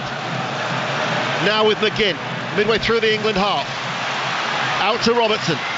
Tierney not used on the overlap, good ball in! And the header from McGinn made that late arrival, couldn't keep it down, but a good opportunity, Pat Nevin. Well, I mean, Scotland are playing much better. Christie change, technical, tactical change as well, but also England, A, taking the foot off the gas, or B, tiring. They've not been able to get so close to every single Scottish player in this second half. And they've just started to grow in belief in the Scotland team, so we've definitely got a game on here. Saka's going to come on for Phil Foden. We'll wait to see who Eze's going to be coming on for, and in fact it's Marcus Rashford who's coming off for Eberechi Eze to replace Marcus Rashford. You wanted to see him, didn't you, Chris, the Palace player? Yeah, he's a brilliant player. He was very unlucky at Palace when he had that Achilles problem, didn't he? He was flying at the time. And to be fair, he's come back into side. Roy Hodgson's playing him as a number 10, and very, very talented. Very talented. Just over 18 minutes remaining. Spain are now leading Cyprus 3-0 in Scotland's group. This is the friendly to celebrate the longest and oldest international fixture between these two rivals. Guarantees goals. We've had 3. Will we have any more? England lead by 2-1. Trippier, Phillips, forward ball. Ezra's first touch is to give it away. England though retain it, or quickly get it back rather, should I say, with Declan Rice. Phillips dropping inside his own half, and then the ball goes back. There's the ironic cheers once again for Maguire, who's been taunted throughout since he came on at the start of the second half. Slender lead then for Gareth Southgate's side. Steve Clarke will be certainly pleased with how his side have responded in this second period, as the ball is played forward by Walker, and Ezra is in here. Ezra's nice touch, enters the penalty area. Good save by Gunn, made himself big, smothering save. They still haven't got the ball away. Now they have. What a save that was, Pat Nevin. Yeah, but that ball that we saw so often in the first half, just seeing it again now. High line, straight over the top, pace gets in there. By the way, I'm with Chris on this. I'm fully paid up member of the Eze and indeed the Lisi fan club. He is a fabulous player.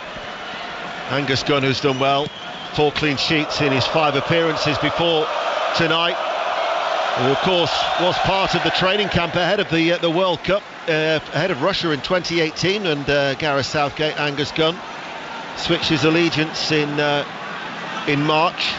But that was a good save from Ezra as Walker switches play and hoists it high out towards that far side. Trippier kills it dead inside to Ezra in the inside left channel, the penalty area. Back to Trippier. Trippier sends over the cross. Harry Kane brings it down. Harry Kane buries the ball, but the referee's whistle has gone. It was a similar position actually where he got the equaliser 6 years ago. It's a definite free kick, isn't it? See, and he just backs in, he pushes him straight over. It was a great finish, but great strike of the ball, but definite foul. Yeah. England's actually upped the tempo a little bit, since Scotland got that first goal, 2-1 now, and I think England's actually started upping the tempo and pressing a little bit higher again. Spain 4, Cyprus 0. Ferran Torres has got that 4th goal for Spain. BBC Radio 5 Live, just over a quarter of an hour remaining here at Hampden Park. As here is Harry Kane, hooks it forward, brought down by Bellingham. Loses the ball eventually. Challenge comes in from Kane. Referee says he got the ball. Fair challenge, says the Italian referee. Here is Rice. Now it's with Walker. Right side of the centre circle. Enters the Scotland half, does Kyle Walker. Flower of Scotland is being sung by the supporters inside Hampden to try and set up a rousing finale with 15 minutes remaining. Down to Maguire's own goal to give Scotland hope. Eza crowded out by 3 Scotland players. Now with Declan Rice. Certainly Gareth Southgate was wanting to see how his side would respond to this intimidating atmosphere. Talks about the character for players, an opportunity to look at some. Said he wasn't going to overly experiment. He did make 6 changes in the end. Nice feet there from Bellingham. Good run as well. Bellingham gliding through. Bellingham saved by the legs of Gunn. That would have been a brilliant goal. That was majestic. Yeah, terrific run. Quick feet again in it. Left to right to left. And again, he just keeps going. Gets half a yard. It's a good save. You'd be surprised if he scored in the near post, but it was a good save. Some players glide and other players run, and he glides. That was brilliant to watch from Bellingham. He's got forward a lot tonight. Nice touches as well. So England now seem to have wrestled back a little bit more of the control after Scotland had got a goal back. Here is Walker. 14 minutes remaining. Dunk finds Walker on the halfway line. Phillips is available, but Walker will come forward. Saka wants it to feet, and here he is. Now he plays it inside. Little touch by Bellingham. Tells Phillips where to pass the ball. And now it's back with Phillips once again. And Scotland bar Dykes have all dropped off the ball.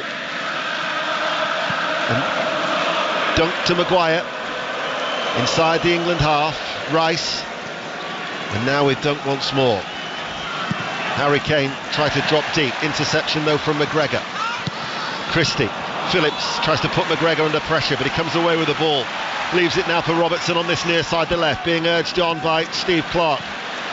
McGregor now for Hendry, touches it for Ryan Porteous, the Watford defender, signed from Hibs back in January.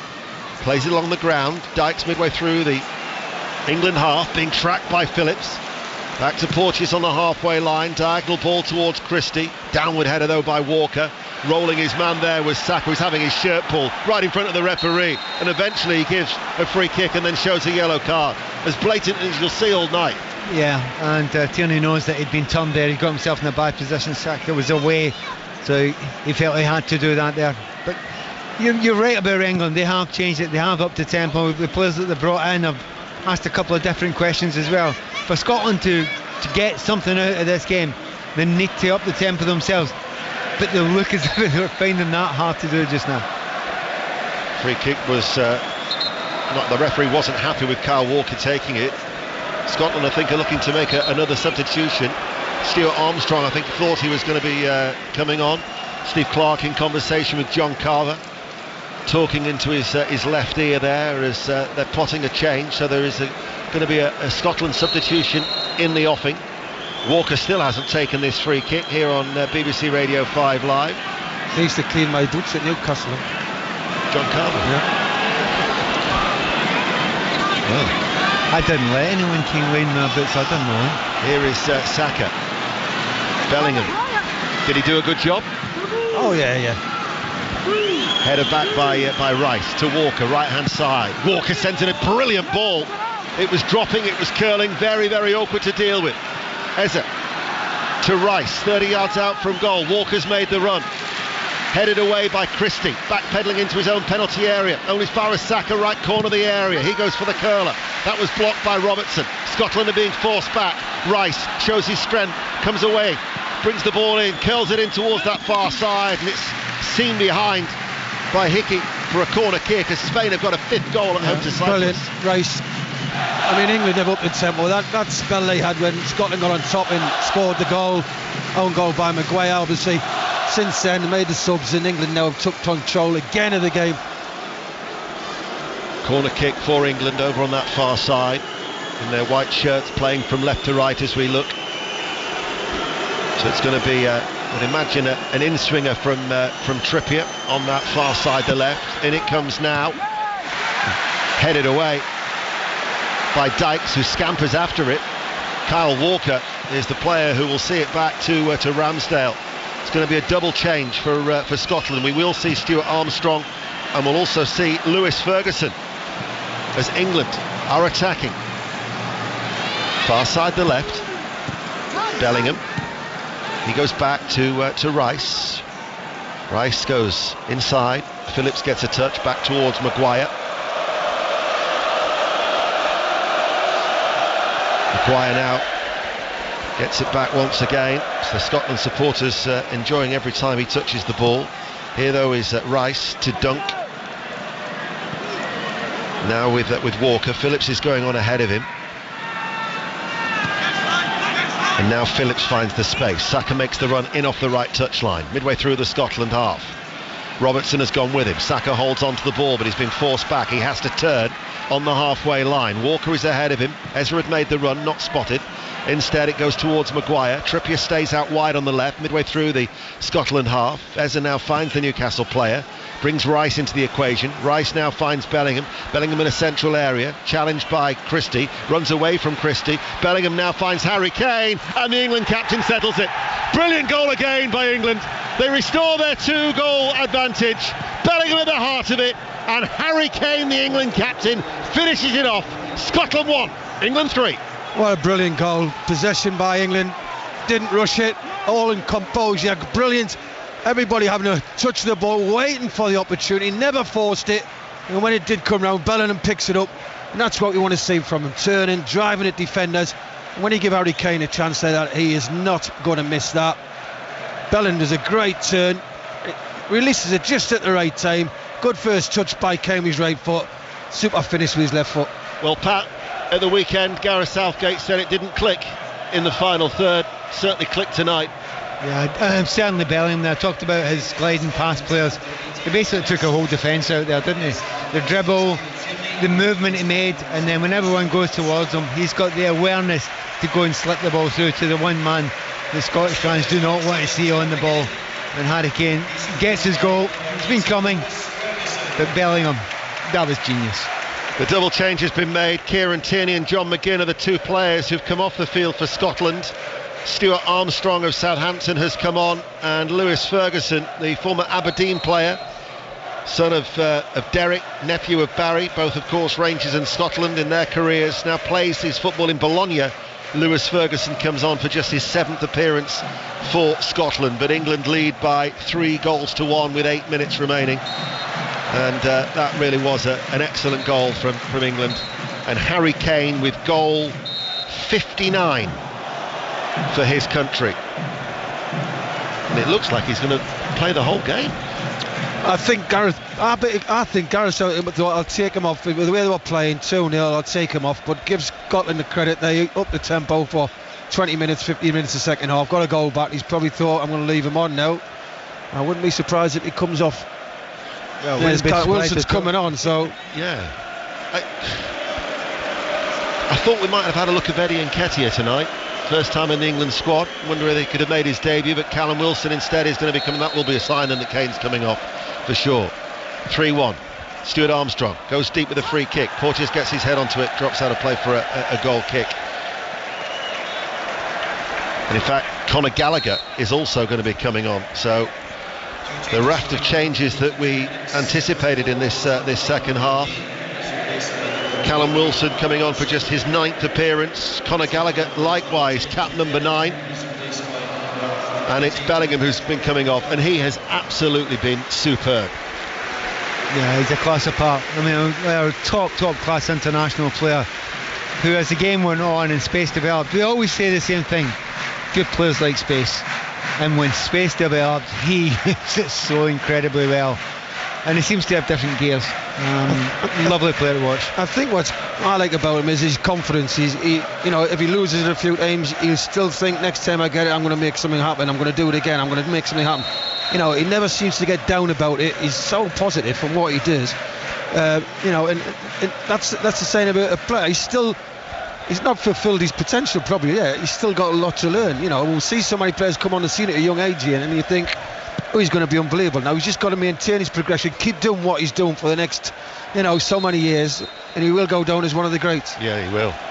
It's at times you think he's frightening with his talent, Jude Bellingham. He's been replaced by Gallagher, and Callum Wilson coming on, his 8th substitute appearance out of his 9 caps, to replace Harry Kane, who scored his 51st goal as England captain here this evening, as England lead by 3-1 with just over 5 minutes remaining on BBC Radio 5 Live. I talked about the Rugby Union, the coverage that we've got for you in the World Cup at the weekend. Premier League returns this weekend. West Ham Manchester City at 3, Newcastle Brentford at 5:30. 5 Live's Premier League Sunday, Bournemouth Chelsea to be followed by Everton against Arsenal. And this time next week, the Champions League back on 5 Live. Milan, Manchester and Munich is where we'll be bringing you the commentaries on 5 Live and BBC Sounds. Here is McGregor. Hendry touches it to Robertson. They threatened for a time, didn't they, Pat, after that Maguire own goal? Yeah, it was a fairly short term. And Stevie Clarke made a couple of changes, and the system was a little bit better, and a little bit more help in the midfield. Christie come on and changed it, but slightly grasping at straws. England have been the far better side for huge parts of this game, and it's only been 3 goals, but it could have been more with a better final pass, time and time again. And I know at the end of this game, Stevie Clarke will be saying one phrase for absolute certain: this is where we as Scots have to aim for. We're not there yet. Yeah. Well, it's a measure of the progress made under Steve Clarke. Ukraine, the only defeat in 11 at Hampden. Been on a really, really good run of form. Unbeaten in 6 actually here at home. Had some excellent results. They're on the verge of qualification for Germany, which would be back-to-back Euros for the first time since 92 and 96. But in particular, the last 2 years, there's been a notable increase of progression under Clark for Scotland. But a bit of a reality check here against England. The reaction to come. We're on air until 10:30.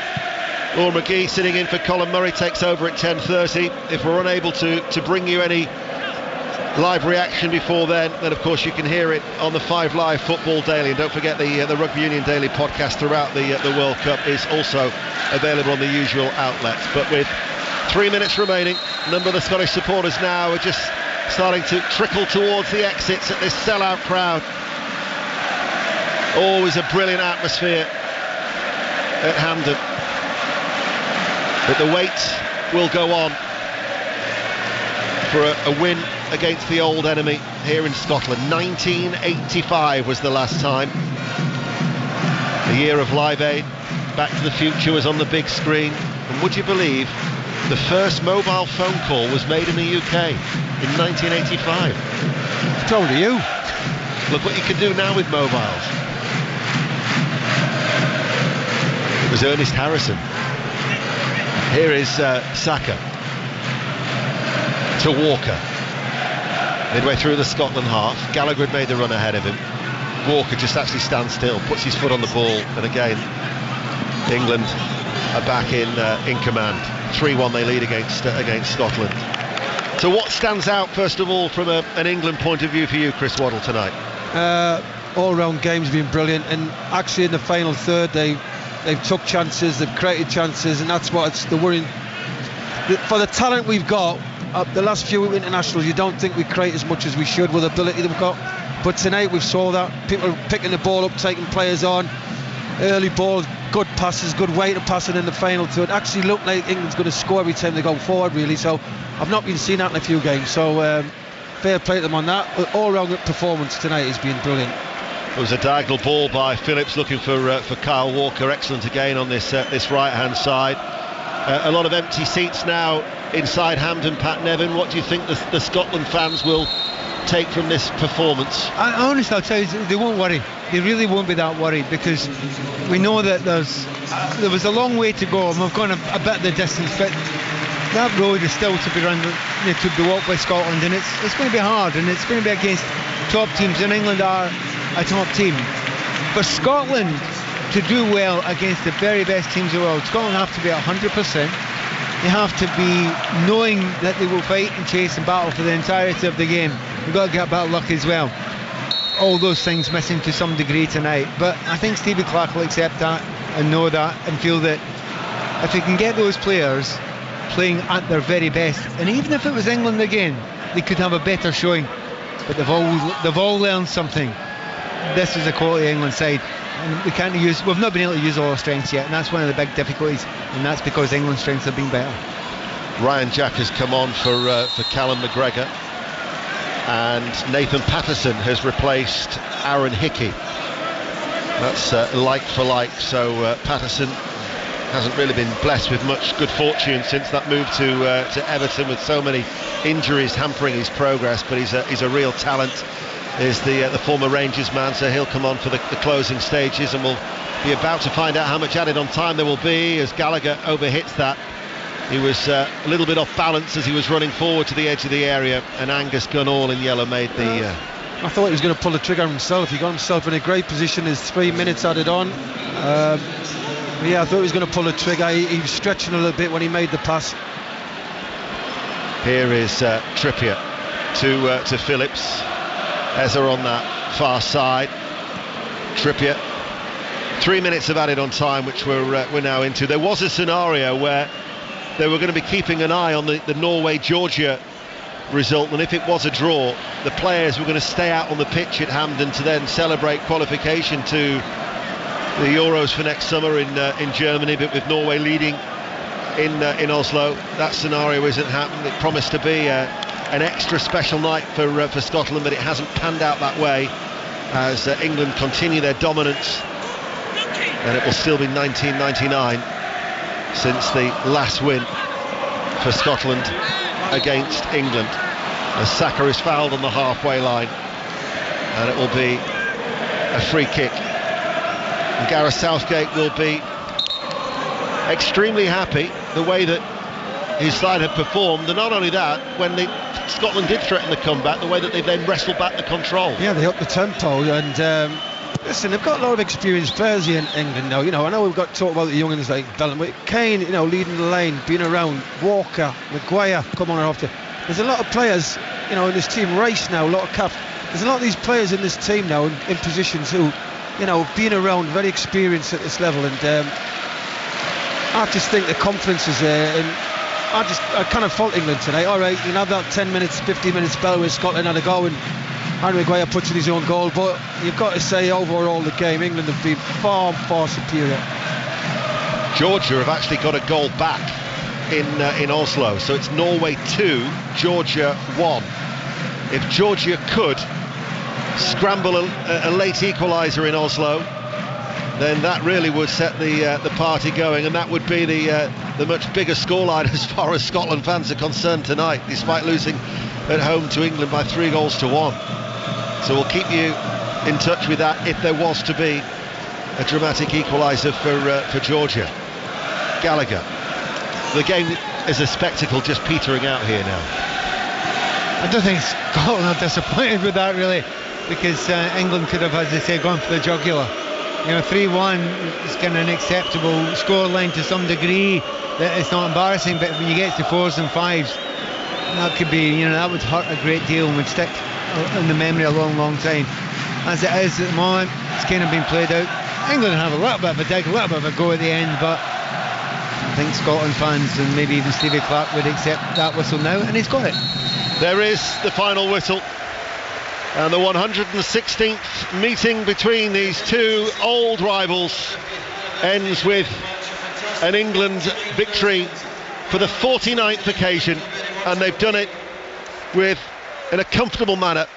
Just under 50,000 inside Hampden tonight, and it's finished Scotland 1, England 3. Juliet. Well, who'd have thought that before this game kicked off, with all the excitement about Scotland and the form that they were in, Pat Nevin, and the confidence and the belief and that swagger, but that just really wasn't on show tonight, was it? None of it, yeah. Look, Scotland were underdogs and they knew that, but they had a number of things in their favour, as you say, the form. All these fans here tonight. Chris said right in the first 2 minutes of this game, England started well. They're sharp, and they were. Scotland to live with any of the top 4, 5, 6 nations, Scotland have to be their absolute best. They have to have a work rate that's, it's almost superhuman. The odd thing is they've been doing that quite a bit recently. Couldn't do it tonight. Couldn't get close tonight. I was looking at the tactics in the first half. It was easy for England to get in, easy balls over the top, all that sort of stuff. You could say, did Clarkey get the wrong tactics? I think he could have tried any tactics tonight. Man for man, Scotland were outclassed, and it wouldn't really have mattered what way you played tonight. So tough one to swallow, but Scotland know where they need to go now. One thing I would like to say just now, just Kyle Walker might not get a lot of kudos after this game just now. Scotland have been amazing down the left hand side. They've been stunning down the left hand side. They are shredded teams all over the place. Never get sniffed tonight. Well done, Kyle Walker. When you talked about, and well, you've just used the word shredded, you used that in commentary at how England shredded Scotland. You used that in the second half. Yeah, I know, and you would do, because there was a moment and you couldn't not feel it. And my two commentator friends here around me in day 3 were kind enough not to say it, but when the second goal came in, this place lifted. No, second goal went in. Second for England. When the second goal went in for England, there was a moment of, oh dear, this could get ugly. Now, they were kind enough not to say it, but there was a feeling, because it was so easy for England to get through. So yeah, that is a downer, but Scotland have had them in the past, they've understood them. Stevie Clarke will say, look, that's it, get back on the horse, get another big game coming up, you've got Spain to look forward to, and you're going to get that sort of test again, so you're going to have to be up for it. I just hope down in Spain, and I'll be there at that game for 5 Live, I think, and don't play so often against Spain, because if you do that, you're going to get the same result, if not worse. Well, that's their next match, isn't it, in the next round of international matches, Chris? Well, I just think Scotland might suit Spain a little bit easier, because I think Spain will have 45, 50 passes to England's 5 or 10, sometimes England and 8. England spotted the danger quite early on. High lane, ball in behind, simple football. It's not, you've got to weigh the pass rate, and England knew how to get behind very, very easy. I can't picture Spain doing balls like that over the top. They're all feet. So it might suit Scotland. But the one thing you've got to look at your opposition, obviously. I know you play a certain way, and he's been playing this way, whatever. When you're playing against England, it's more like a Premier League game, let's be honest. You cannot squeeze without pressure on the ball.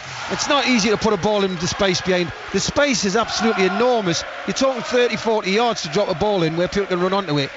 I think Scotland got it wrong. I think Scotland would be better off playing deeper. Come on, England, come and break it down. Like Ukraine did. Come and break it down. Come and try and get behind it. I think Scotland played in England's hands tonight. But Chris, I'd like to. Obviously, I've watched all the Scotland games. They don't do that. That's not what they would do. That's what really surprised me in this game. We played against Spain. It was nothing like that.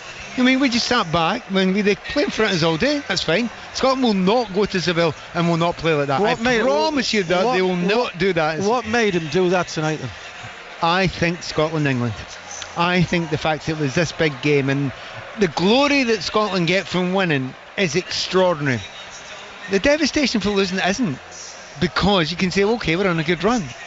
It wasn't exactly a shot to nothing, but it was a bit of a, wow, this could be amazing for this. This could be memorable for years, not another 150, but for many, many years. So he took a chance. He took a whole bunch of chances. When are you going to take a chance? You're going to take a chance when it's in a friendly. I think he probably should have spotted that a wee bit earlier, that ain't going to work. And that's why he done it. Just on Scotland's group, and Spain obviously as well, that did finish Norway 2, Georgia 1 full time. So Scotland now go to Spain with an opportunity to qualify in Seville. Yeah, and there's a whole bunch of possibilities that for Scotland have got. They've got a bunch of games. They've got the Spanish away, they've got Georgia away, and they've got the Norwegian at home. So each one of them is an opportunity. You might not win any of them, but then the Norwegians might drop a goal. A lot of things have to happen in a convoluted, complex way for Scotland not to get there. We've done it before. We've got ourselves and managed to somehow get defeat from the jaws of victory time and time again in the most extraordinary ways. And this would be the most extraordinary we've ever done. So I'm not writing it off, but this team were better than we were tonight. I think you'll get there, because I think Spain will beat Norway, and if Scotland have to beat Norway here, I would think Scotland will not get beat against Norway. Well, correspondent John Murray has just walked past and made his way down to the tunnel area here at Hampden Park to speak to Gareth Southgate and some England players as well. So we'll hopefully bring you that reaction here on 5 Live shortly. On England, Chris, they've beaten, as we talked about how good Scotland have been and how poor they were tonight, but England have beaten this Scotland side at Hampden Park in this atmosphere. You said they were brilliant. What does it say about where England are and where they could be? Listen, if teams want to play against England like Scotland have tonight, England will win the World Cup. It's simple as that. It's you've got to show England a lot more respect than that. And I think if you're going to play England at this minute in time with the players they've got, I think England get frustrated in the final third if you defend deep in numbers and try and play on the counter-attack. I.e. Ukraine showed it what they can do, what England don't like. I think if you want to go toe-to-toe with England will definitely score goals. England got players who can create and players who can finish, i.e. Harry Kane and whatever. So I think if you want to think we'll open up and we'll make this an end-to-end game, I don't think England defensively are unbelievable. I think they're good enough. And I just think that the best way to play England in this current climate and team they've got and squad they've got is play on the counter-attack against them. Now, someone like France might think, no, we can open up, we can open them up, which they could. So against that, it might be a different game. But if I was an ordinary team or a team well below England, I would just counter-attack them and play. Let them have the ball. We'll frustrate them, because England have struggled in the final third on a lot of games when people park the bus. They find it very hard to get past the man, to get the byline, to deliver. And I think tonight Scotland played in England's hands, and perhaps they don't play that. So it's been a great for England. It must have been after 10, must have thought, wow, how easy is this? That's what Hungary did, didn't they? At Molineux that time when Hungary won 4-0. Well, there you go. And you've got to defend well. I'm not saying you haven't, but you can't catch England out defensively, I wouldn't say, apart from Kyle Walker, the two centre-halves, whoever they play, are not blessed with the unbelievable pace. So you can't actually, catch England out on the counter-attack. Got to defend well. Now, that's how I would play England. They've had tonight. It's been it's like a winning lottery ticket tonight. The way Scotland came out and played against them, England must have thought, "Wow, cannot believe this." And at one stage, I was like, "Pat, I'm thinking it's going to be 5 or 6." Jude Bellingham, 20 years old. It's so scary, isn't it, Ian? What he's doing now and what he will be doing in the future. If, as you said during commentary, Chris, he can maintain his progression. Well, what he's already done at Real Madrid, 5 goals in 4 appearances. He's gone to such a huge club with so much prestige from the move from Dortmund, and he's just hit the ground running, and he plays with such confidence, and we use the word in commentary that he glides across the surface. He was getting forward tonight, and the pass for Harry Kane for the 3rd goal. I mean, he's the world. The world's his oyster, and the thing is as well is that because of his upbringing, his family are going to keep him grounded. So he's not going to all of a sudden get carried away and get dazzled by the bright lights, and his talent is just frightening, isn't it? The one thing I always look at, right, is it a negative or not? You may think, Pat, you may think differently. This, right? I think players who come on the scene with unbelievable potential. You look at them and you think, wow, he could be. Now we've saw Dele Alli as an example, Ross Barkley as an example. We've had numerous players over the years who we've actually said he's going to be the new Gazza, the new whoever, and it never sort of materialised. We're talking about a 10-year. How long did you play top level? 10 years. 15. So that to me is a player. We talk about people like Ryan Giggs and people like he was there, Paul Scott. They were up there for 10. Gerrard. They were up there for 10, 12, 15 years. That to me is a great player. Yeah. I don't judge people I want to. Now, yes, he did well at Dortmund. Jadon Sancho did well at Dortmund. He was on fire at Dortmund, and he hasn't done anything at Man United. Now he has come out. He's went to Real Madrid, and he's done really well from the off. 5 games. Yeah. Now what I'm saying is, they're talking about the new Zidane. Straight away you get categorised. I know that. Let's see what he's like in 5 years' time. The next World Cup and the World Cup after that. Let's see he's still pulling the strings as he is today for England. That to me, he'll deserve everything he gets, plaudit-wise. But at the minute, he's still a guy who's playing unbelievable football, but he's still potential.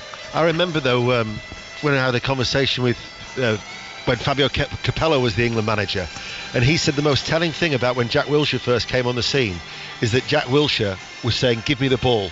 He wanted the ball. He was telling the older pros, give me the ball. I saw that tonight with Bellingham. Bellingham was telling he's only 20 years of age, and he's telling the other England players, pass it here. Walker, pass it there. He's very vocal. He's not a shrinking violet in that respect. I have to say he's not the only one though. I mean, I think Foden's the same. He always wants the ball. He always wants to get there. And there's a real battle who wants to play in that 10 position. And at the moment, Bellingham's getting the nod, and it's certainly the manager. He wants Bellingham there. But Foden can do that. Grealish in time could walk in and do that sort of job. You actually look through that team. And we know Essie's got a quality as well. There are a whole bunch of players there. And for someone who's from the outside, looking at the England team, my goodness, you're lucky.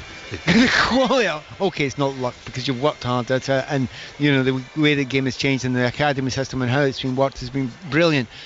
But the strength and depth, you're looking at what England played tonight and who they played tonight, but the strength and depth at this level is pretty spectacular at the moment. 4th in the world, at the very least. How do you keep it going though, maintaining that progression? You talked about the players in years gone by that have been spoken about being the next big thing and haven't made it. You talk about Bellingham and how his parents keep him grounded, but what else does he have to do? Keep learning. And change your game a bit. All these players who come on the scene and everybody wonders about and says he's going to be this, he's that, he's this, he's that, he's that. They play the same way every week, and then eventually, what happens is when you're a good player, people work you out and try and stop you by saying, right, push him that way, make him receive a ball that way with his back to goal even. All of a sudden you think, wow, what's happening? I used to be able to do this and do that and do that. I think sometimes you've got to look and think, what can I add to my game? So if you're weaker foot, or is it different, I'm going to run that way because people think, I want the balls to feet. All of a sudden you take off. Mix your game up. Start learning. Think, how can I give the opponent something to think, what is he going to do? Because I don't know what he's going to do. But so many players just sit on what they've got for 2-3 years. People work them out and they can't change the game, and they go that way, lose belief, lose confidence, and we don't see them again. One of the things he's got in his favour though, the certain clubs that you play for, if you're the main man, right, everything goes through you. So you'll get 2 and 3 players around you and they'll try to stop you. It doesn't happen at Real Madrid. They've got so many main men. He's going to have a spell, Pat, where he does lose form. Yeah. And no player in the world has never lost form. Nobody. I don't know. You can go on with the greats, Maradona or whoever. They've all had a spell where they've went that way a bit, and it's how to respond to it. And people think, I've worked them out. You know, you should be a manager. You're keeping your feet in the ground. I'm telling you. No, he's got potential to be a fantastic player. He's a brilliant star. You're absolutely right. Still potential. I know people say he's at Real Madrid and he's scoring goals and he's playing for England and he's scoring goals. He's on fire at the minute. I'm not saying that. I am saying he's great at the minute, but he could be absolutely unbelievable if he keeps working at his game and learning. And when let's hope we're talking about him. Let's say we're playing Scotland or whoever, and we're talking about him in 5 years' time, 10 years' time. Gareth Southgate said before this match as well that we weren't expecting as many England changes as he made, but he wanted to test certain players in this environment. And Lewis Dunk stood out. I know you were saying defensively England didn't look as strong, but Lewis Dunk stood out, and he's had to wait a long time to get that start in the lineup again. Yeah, well, we all know what he's done at Brighton, and Brighton have been brilliant the last 2, 3, 4 seasons, haven't they? The way they've come up into the Premier League, and the way they finish, the way they put teams away. And he's got to defend a lot at Brighton because they keep the ball a lot. His concentration. So he's improved his game with the coaches he's had, and he's learned. He's experienced. He's learned. He knows how to manage the game now. And this is all again developing. And he might be I don't know how old he is, 29, 30. He's developed over the years, and he's always been taught about England for the last 3 or 4 years, hasn't he? About why does he never get a cap? Why is he never involved? And he's got his chance, and he's took it tonight. He's a picture now in England's team. He could play the next game. Yeah, he's 31. 31. Yeah. When centre halves off, when really they get to their best at about 27, 28, 29. Before that, there's almost always mistakes, and if you make one mistake back there, us forwards and midfielders, we can do it live. We can make lots of mistakes. They can't. Make one, and they get. Yeah, tonight, here's a classic example. Harry Maguire get booed everything. Laughed at every time he touched the ball. Didn't give the ball away once, but he makes one mistake. Yeah. And is it a mistake, or is he just trying to go for the ball? It doesn't matter. He will get battered for that. And that's the problem you've got for centre halves. That was the point I was going to bring on to with Harry Maguire, because a mistake, or he didn't really know much about it, or whatever it was, he, as you say the word hammered, he is going to get criticised. And where does he go? What does he do now? Because we know he's not playing regularly for Manchester United, and then this happens in a match like this, and it just seems to be a constant. He should have went in the transfer window. He should have felt, even if he went on loan. I don't know if Man United would let him go on loan or not with the injuries and whatever they've got. If he's not going to play, he needs to go out and play somewhere. And he should have went out on loan if he, just till the end of the season and come back to Man United. Let's be honest. I feel for the lad, I've got to say, because everybody's on the bandwagon now, jumping about how bad he and what mistake and what he does. He's put that ball in the net today in front of all these Scottish fans, and they've loved it. And to go out there, give the lad a bit of credit. I agree with Pat. I did not see him give the ball away once, apart from the goal what went in the own goal. That was the only thing he did wrong, and he was unlucky with it. He didn't mean to do it. Be careful, by the way. I was on with Alistair Bristball yesterday, and we did a big section on this, and I said, look, he seems to me an unlucky player. Bad things happen to him, and sometimes I look at him and think it doesn't always. And then social media lights up with people. What do you mean unlucky? You feel sorry for him? Well, some players just go through those sort of phases. You said the word unlucky during this game. Do you know what? It's not a good thing to be unlucky in a football field. And some people start saying, actually, you got to go and change something. And you're right, Chris. You should have moved. You should have gone and given yourself a new start, a new opportunity, different background. He should have went abroad. Yeah. He should have went abroad, started again. Because everywhere he goes now, even if he goes to, say he left Man United and he went to West Ham, he was going to get stick all the time. If he'd gone to Italy or somewhere like that, he'd be ideal for that. He can pass the ball. Listen, we know he lacks a bit of pace, but apart from that, he's very good on the ball, reads the game ever so well. He would have been ideal to go abroad and play football for a year, so people sort of think, where's Harry Maguire gone? And when he does come back, he wouldn't get half the amount he gets now. It's ridiculous what he gets now every week. I don't think he'll get hammered by the manager. And you said before, I think Gareth Southgate's support for him is absolute. The away supporters, I think that's always a barometer as well. They were singing his name when the players had gone over to the far side to celebrate with him, and then they walked down the tunnel. It was Harry Maguire's name that was ringing out from just under the 3,000 England supporters. But as I said on the Monday Night Club last night, I think the problem will come in November if he's not playing regularly for Manchester United, how Gareth Southgate can continue to pick him. Well, we can hear from Phil Foden now, who's talking to John Murray. Yes, one of England's goal scorers, Phil Foden. Well done tonight, Phil. That was impressive at times from England, wasn't it? Yeah, I thought we was very sharp in the first half. Great performance. A little bit slow in the second half, but we knew that they was going to come out a lot stronger. So yeah, we expected that, and yeah, like I said, it's a challenging game, and we're delighted with the result. Yeah, how did you enjoy the experience of playing at Hampden? Yeah, a lot. You know, it was a great experience for me. Obviously, first time playing here, and yeah, it was sold out today. And like I said, these are the games you want to play. Yeah, really happy with the result though. That was noisy, wasn't it, when you lined up for the anthem? The reaction from the Tartan Army to the English anthem. Very noisy. Even when we was playing, we couldn't hear each other speak. So yeah, one of the loudest stadiums I played in actually. So yeah. Tell us about what made it click today. Did you think for England when it didn't click on Saturday in Poland? Yeah, I'm not sure why it didn't click last game.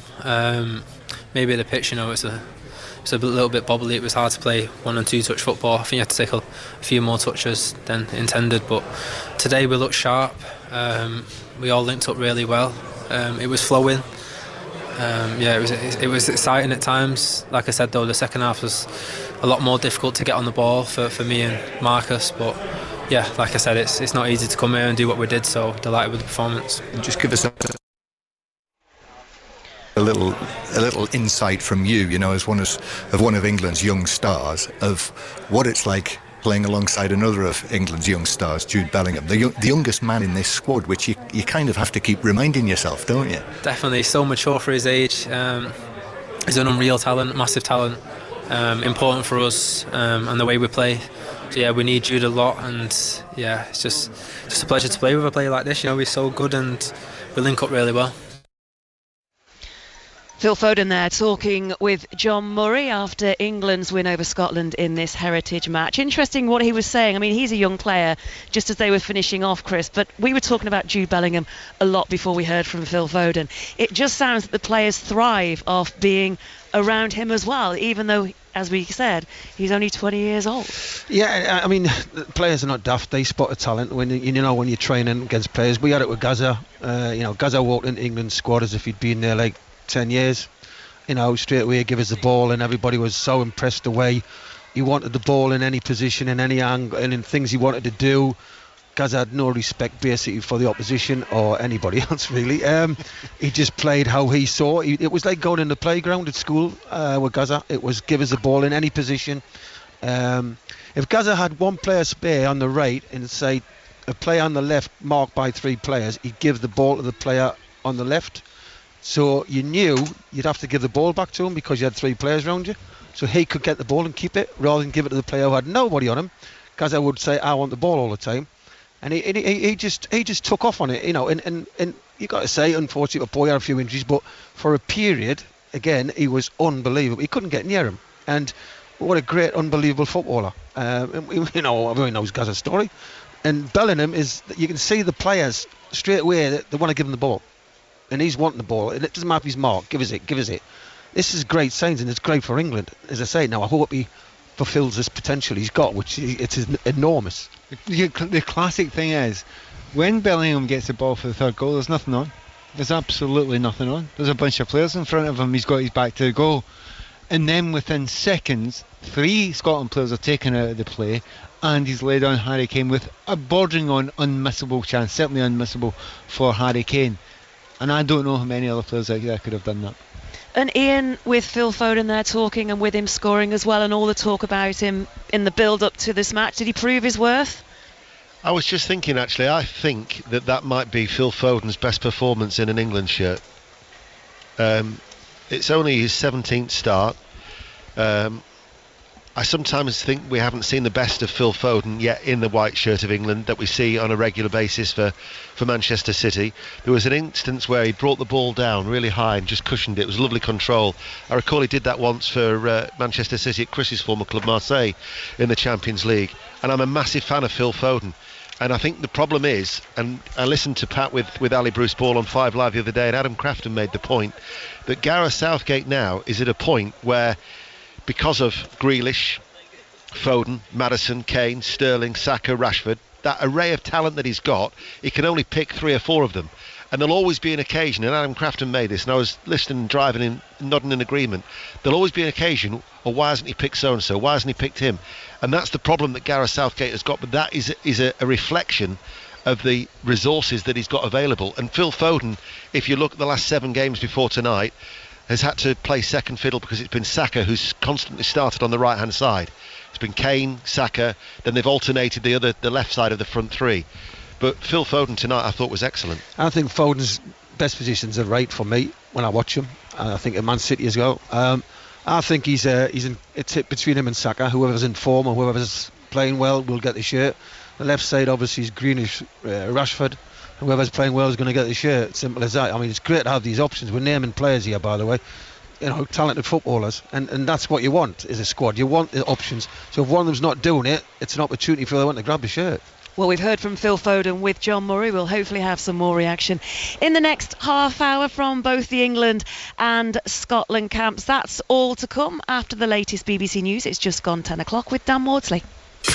Listen on BBC Sounds. This is BBC Radio 5 Live.